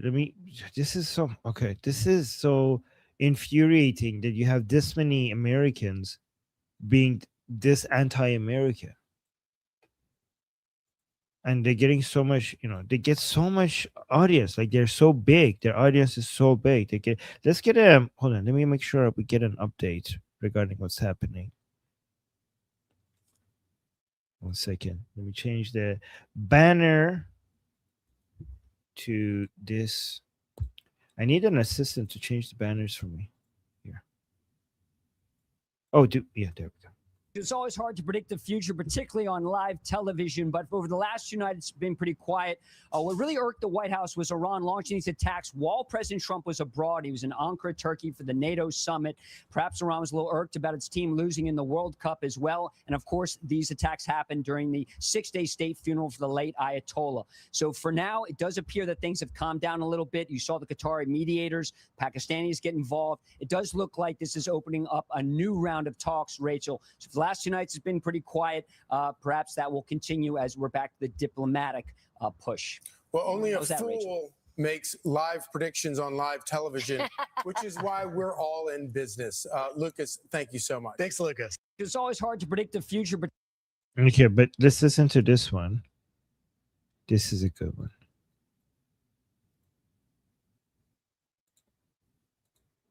I don't know. At this moment here in the Belgian parliament, leftist and traditional politicians are debating once again about their obsession, namely Palestine. Meanwhile, one of the biggest sponsors of the Gaza scam, the Islamic Republic of Iran, is once again executing and torturing innocent Iranians. Apart from sponsoring jihadist terrorism all over the world, since the Islamic Revolution in 1979, the Islamic Republic has cost Europe hundreds of billions of euros. Every single year, we, Europeans, lose 54 to 120 billion euros because of the existence of this murderous Islamic regime in Iran. Migration pressure, compliance and bank fines, infiltration and security, military asymmetry, drug traffic flows, and maritime choke points. We, politicians and policymakers, have to treat Iran also as a major budgetary and economic issue. A transformed and free Iran could generate tens of billions of euros annually as a gain for Europe. Iran can and should be turned from a security threat to a major trading partner. This would benefit not only the talented Iranian people, but also us in Europe. Oh my God, this is pretty good. I got chills. Yeah, I like that he's talking about the Iranian people, not the IRGC. Like he's basically setting forth like a future in which we have an Iran that we can deal with. This would probably be starting with a transitional government, then going into an election by the people. It would probably go to the Shah. But like, you know, this is what I'm thinking he's talking about. I think he's on point. Like Belgium has some base people, apparently. Okay, I checked who this guy is. Okay, so look at this. This is a Belgium member of parliament. And look at that, he follows me. Oh my God. So that's such an honor. What is his name? Sam van Rooij, MP in Belgium. So you guys see, not all politicians in Europe are lost. This is a politician, European politician, with a very base take, but more importantly, he follows me. Hey, you know what? It's a good thing. He's following some. He's getting the real. Like you gotta admit it, right? Like you try to be humble, but you gotta admit it. We are ahead of the game when it comes to understanding what's going on inside the IRGC. What games are being played? The difference between the rhetoric and the reality on the ground, the meaning of the rhetoric, right? If he wants to understand, he would listen to people like you, people like Tusi, people like Goldie. Like he's probably, you know, well informed because hey, he follows you. I can see it. So shout out to Sam doing good work over there and showing that there is hope for the people being represented. Because I think a lot in Europe, what the problem is, a lot of elites are getting represented that don't have the interest of the people or the nation, and are in charge. And more patriotic Europeans are stepping forward and getting represented. So shout out to Sam. Thank you, Sam. Thank you so much for your support of the Iranian people. Okay, you want to go back to garbage? Oh, here we go. Well, like he has been critical of Islamists, so I don't trust him, but I love watching him dunk on the Durkas. Watch them. Yeah, I like their infighting between. I like the infighting between the woke left and the woke right and the Durkas, the Islamic jihadis. Like I like their infighting. I think we're gonna see an infighting over here. Let's see. Why, oh, why? All of a sudden, did it become supercharged? If you criticize Israel on Twitter, boom, 100,000 likes. You could literally tweet, fuck Israel, 100,000 likes. Oh. Did everyone in America all of a sudden start hating Israel? Well, some people did. But I think it was driven in part, or maybe a lot, by the Muslim world, which is very engaged online, because they were the ones at war with Israel, because Palestine is their regional cause. Palestine is their religious ethnic struggle. So I think a lot like Jackson Hinkle, how many of his 3 million followers that he gained in those 9 months, how many of them came from the United States of America? People knew what he was up to before. All of a sudden, you have this regional conflict between Israel and the Arab League, effectively, or you could say the axis of resistance would be more precise. Now, all of a sudden, anyone going after Israel supercharged, and we all know it's being driven by these Muslims. We all know we all see it on Twitter. That's who's promoting it. That's who's doing it. And so suddenly anybody that wanted to blow up and be, what's the hot topic? What's the woke take right now? What's the edgy take? What's the take that's going to get me the most notoriety? It's shitting on Israel. It's joining the He's over here like, I did it first. Yeah, he's like, it's not cool anymore, given that it's becoming popular. He's being a hipster. That's what he's doing. Take right now. What's the edgy take? What's the take that's going to get me the most notoriety? It's shitting on Israel. It's joining the Israel critical cause, being a Jew conspiracy theorist. And what grifters know how to do is just milk it for everything. That was like the wrong, milk it like a cow. I shouldn't do any milking. No milking. But they were, that's crazy. They were milking it. Hey, listen, here's the important part. They were milking it for everything it was worth. Here's what I mean by this. If tweeting Israel critical sentiment gets them engagement and money, then like a mouse or a cat or any animal in one of these experiments, if they press a button and get a treat, they're trained that this is what they're going to do every single day. So if I'm an influencer on Twitter, I want to grow my following. I want to make my X revenue dollars. How do I get my reward? How do I get my treat? I press the button every day. Every day I press the button. And what's the button? JFK said Hitler's spirit will rise from the grave. Fuck Israel. Jews did everything. The liberty was intentional. Every day, press that button. And always escalating. Always going in the same direction. Does it ever get refined? Is nuance introduced? Counter arguments entertained?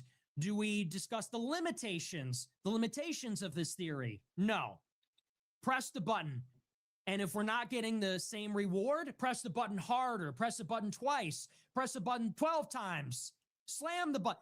So it just got louder and louder. Oh, well, it started with, I think we should be able to criticize Israel. Then it turned into, fuck Israel. Then it turned into, well, it's all Jews. Then it turns into, well, Hitler did nothing wrong. Then it turns it, Israel killed Charlie Kirk. Israel's behind ICE. Israel's why we extradited Maduro. And I think that basically that is what happened. That's a huge admission. I mean, he's not wrong. The only reason why he's complaining is because he's, hold on, Monkey, can you mute your microphone? The only reason why he's complaining is because he hates the competition. But that's a huge admission. And it's also, and he's right. Everything he says is completely correct. There's now a huge motivation, even by American content creators, to push against Israel because they're noticing that the Islamic world is just producing all of these people that come like and comment and share, and the algorithm is rewarding you because you guys, this is going to get worse because more and more people from the third world are getting online and they like this garbage take. So this is also an invasion of your values in the United States and West and the West in general, because even though these people with these garbage values, even if they're not in America, even if they're not in Europe, Americans and Europeans in America and Europe, they are going to get financially motivated because these people are online. They might not be in your country, but they're online. And you as a content creator, if you feed into what they want, you are going to get financially rewarded for them because there's so many of them. And there's an army, like there's so many people globally, anti-Jewish, anti-Israel, pro-Nazi, that when you feed into that, you see when you see that, oh my God, this is such an easy way to make money. So people in the US and Canada and in the West in general, they're going to want to feed into that. And this is why you notice that so many people who are becoming more and more anti-Israeli and anti-Jew and anti-Israeli and anti-Jew, they are also becoming pro-Islam and pro-Muslim. because they're noticing that these are the same people. And if you want to feed into that, you also have to praise them. Okay. The only thing is that this is too much competition for Nick Fuentes. That's why he's calling them out. And guys, no, it's not just bots. It's not bots and click farms. The problem is that these are real people. You know, a lot of bots and farms do not, if it's bots and farms, they will not create the proper motivation. It's real people with real audiences that watch long form content that produces the money, because bots and click farms will, you know, there is bots and click farms for people who want to make it look like their accounts are big, but for the people who are making content for this to financially make sense, it needs to be also people who are actually into this. So I'm not denying that there are bot farms out there, but you're misunderstanding the intention. The point of the bot farms, that's a different topic. There's many bot farms. There are a lot of click farms that inflate accounts to make them look better, so that they have social proof, so that it makes it look like their accounts are like a big deal, so that they get a lot of legitimacy and authority. That exists. That's a different thing. I'm talking about a completely different thing. What this is real demand, because only real demand for this content, which is a lot of it, translate to dollars. Bot farms translates to legitimacy, but bot farms do not translate into people who watch this content and make it turn it into dollars. Yeah, go on, Monkey. Yes, I was trying to clarify that too. Like when you see a person that has thousands upon thousands upon thousands upon thousands of followers, but they get zero engagement, that's a lot. That you can say, okay, maybe those followers are bots, maybe that's a little bit of bot engagement, but you got to understand that there is a difference there. Bots are a tool. They're not the end. Like, if you want to have your legitimacy, they're a claim to legitimacy. So I understand that people think, hey, it's just bots. No, it's not just bots. You have to know why the bots are there. The bots are there to give false legitimacy, but the only reason they would continue botting their own accounts to make themselves look popular is if their engagement is paying off. You're not going to invest. Like, it's a cost. Like, I understand some PR firms would do it just to like popularize. Like, this started way before the Islamic Republic, the Islamic Republic War. This started way before this. Who started doing this was Hollywood. Started doing it to a movie that was coming up. They started doing it to actors to make their media seem like they had a lot of following. But that would just lead to people saying, oh my God, everybody follows this guy, let me follow too. So it's a false claim to legitimacy, but the purpose of it is having real followers. So that's what Armin is trying to clarify here. Yes, there are bot farms, but don't fool yourself into thinking that it's only bot farms. Remember that like they're gaining notoriety and they're gaining popularity because of bot farms. Like, know that there's space for both of these things to be true. Yes, yeah, exactly. Because bot farms are also temporary, but they gain you immediate like legitimacy, but you can't make money off of them. Bots are something you spend money on. It's not something that you make money from. Real followers who are fans of you and watch your long form content, those are money making. So you have to spend. They spend money to eventually make money, but you can't make money unless you have real fans and followers. Yeah, that's what's gonna say, oh, he has a lot of people, and then he's gonna prop his Patreon or his like whatever link, like you know, Jew Haters Coffee or whatever, like you know, you understand what I'm saying? Like he's gonna pimp, say, oh, this guy has a lot of followers. Okay, well, you know, all my followers, half of them are fake.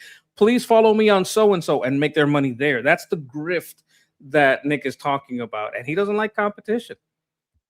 Yeah, he wants that IIQ. He's like, no, I got that high IQ stuff. Yes, exactly. Yeah, exactly. He's basically saying that these people, that's actually he's trying to tell his audience to go for quality anti-Semitism, not quantity anti-Semitism. That's what he's trying to say. He's saying that these Muslims, these are like Candace Owens. These are low IQ anti-Semitism. And he's saying, you're saying it getting very popular, but this is not good quality. He's saying these Muslims are as stupid as Candace Owens, and now that they're jumping on the anti-Israeli, anti-Jewish bandwagon, it's going to hurt our cause, because if you want the real stuff, if you want the real anti-Jewish, anti-Israeli stuff, I have the good stuff here for you. I have the high IQ version.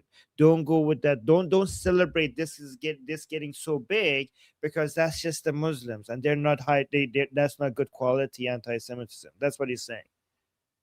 Like a lot of people that followed Candace and were falling for her anti-Jewish narrative are now noticing, oh, this lady was just covering for a leftist furry psychopath that killed a speaker. Like, she's just running cover for a murderer.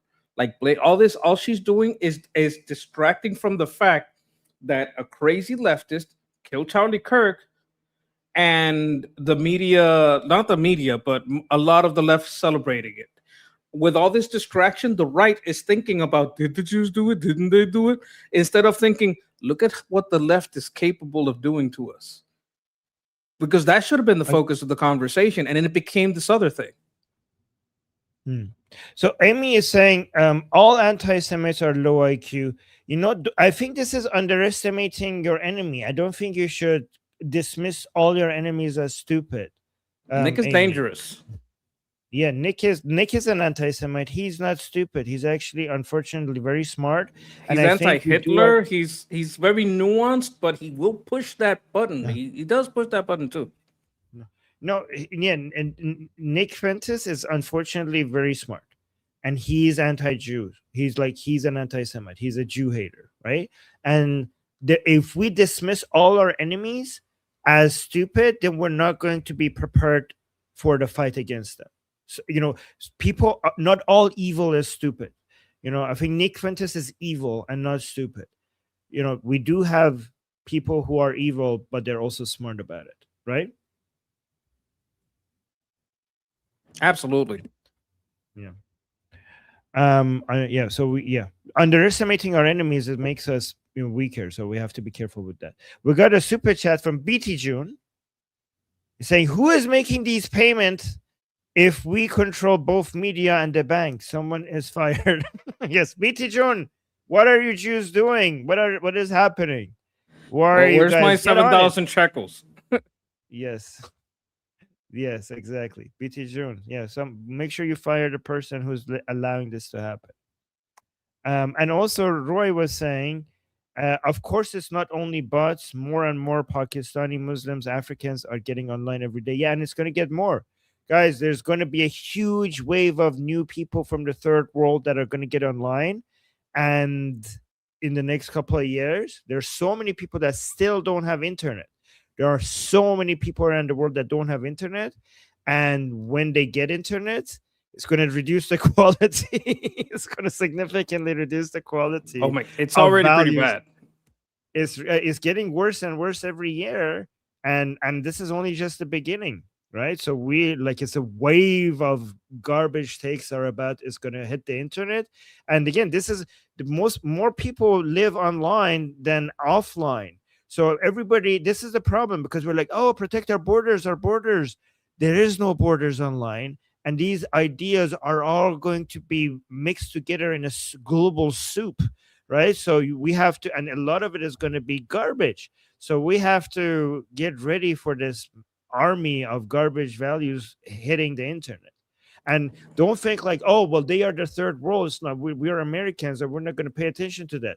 You will, because that's an audience, and it pays to feed into them. So you could be American away from the third world, but if they are viewers, if they're viewing content, if you give them what they want, you in America, you're going to make more money. So a lot of Americans are going to lean into that.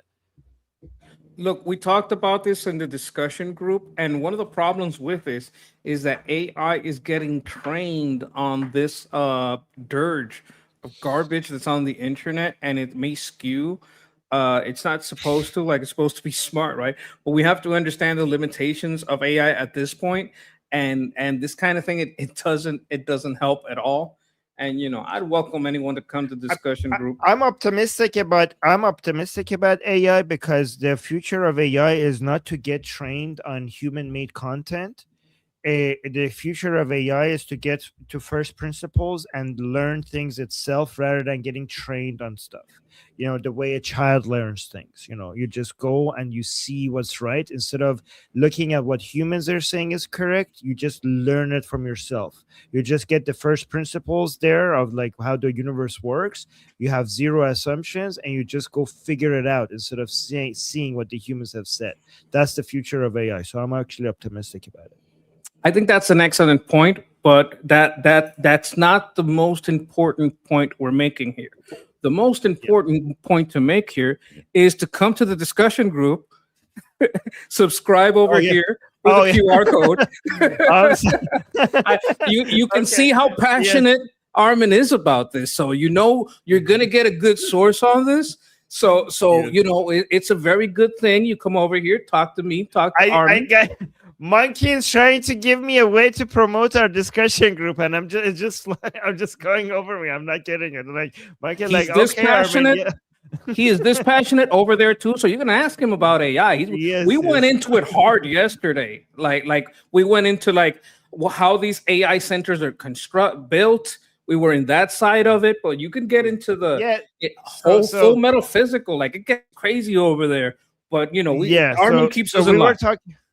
We were talking about, because a lot of people talk about tech, and some people talk about tech, some people talk about politics, and we were talking in our group discussion, in our group call yesterday, we were talking about how the future, these things are going to become so intertwined. Like if you want to understand geopolitics, you have to understand the impact of AI on the world in the future, because these things are not separable.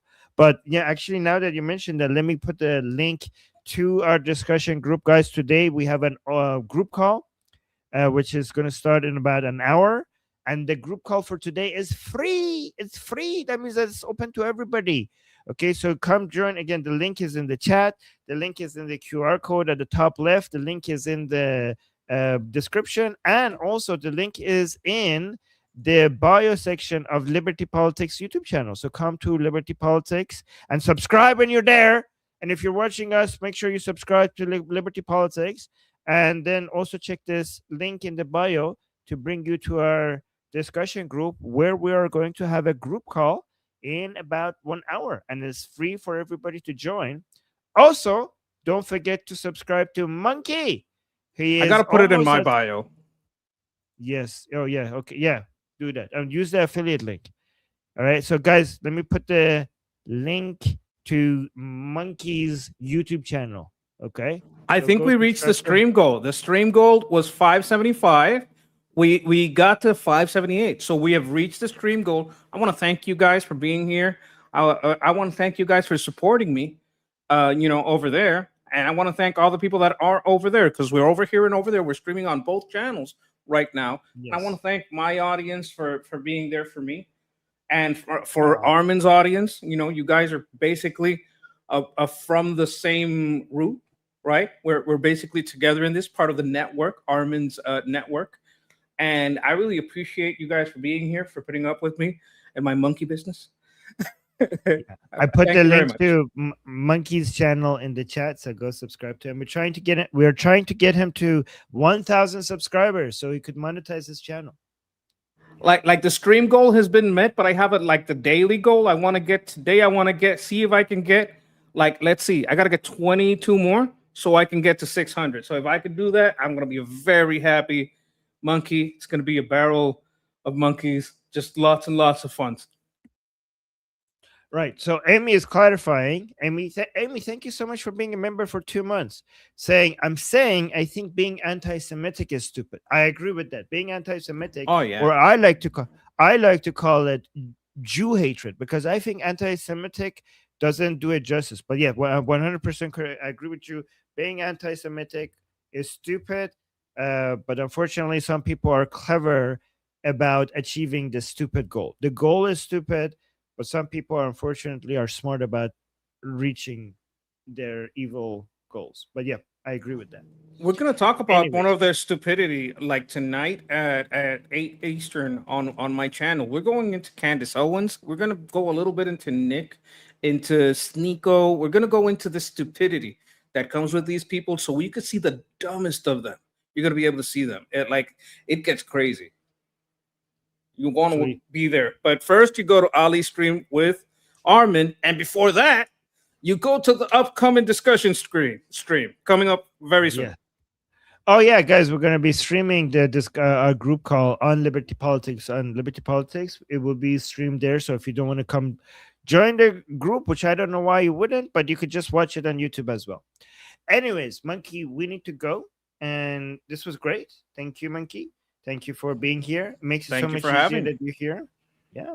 All right, guys, and thank you for you guys. You guys make all of this possible. So thank you for always being on our side and subscribing to us and liking the stream and and leaving comments and hitting the bell notification and sharing the live stream to your friends and to enemies, to boys, to gals, to circles, to whatever, to your pet fish if you have to. Just share this channel so our channel could grow. We appreciate you guys, and until next time, I'm Israel Chai. Cuba Libre. Long live America. Javid Shah.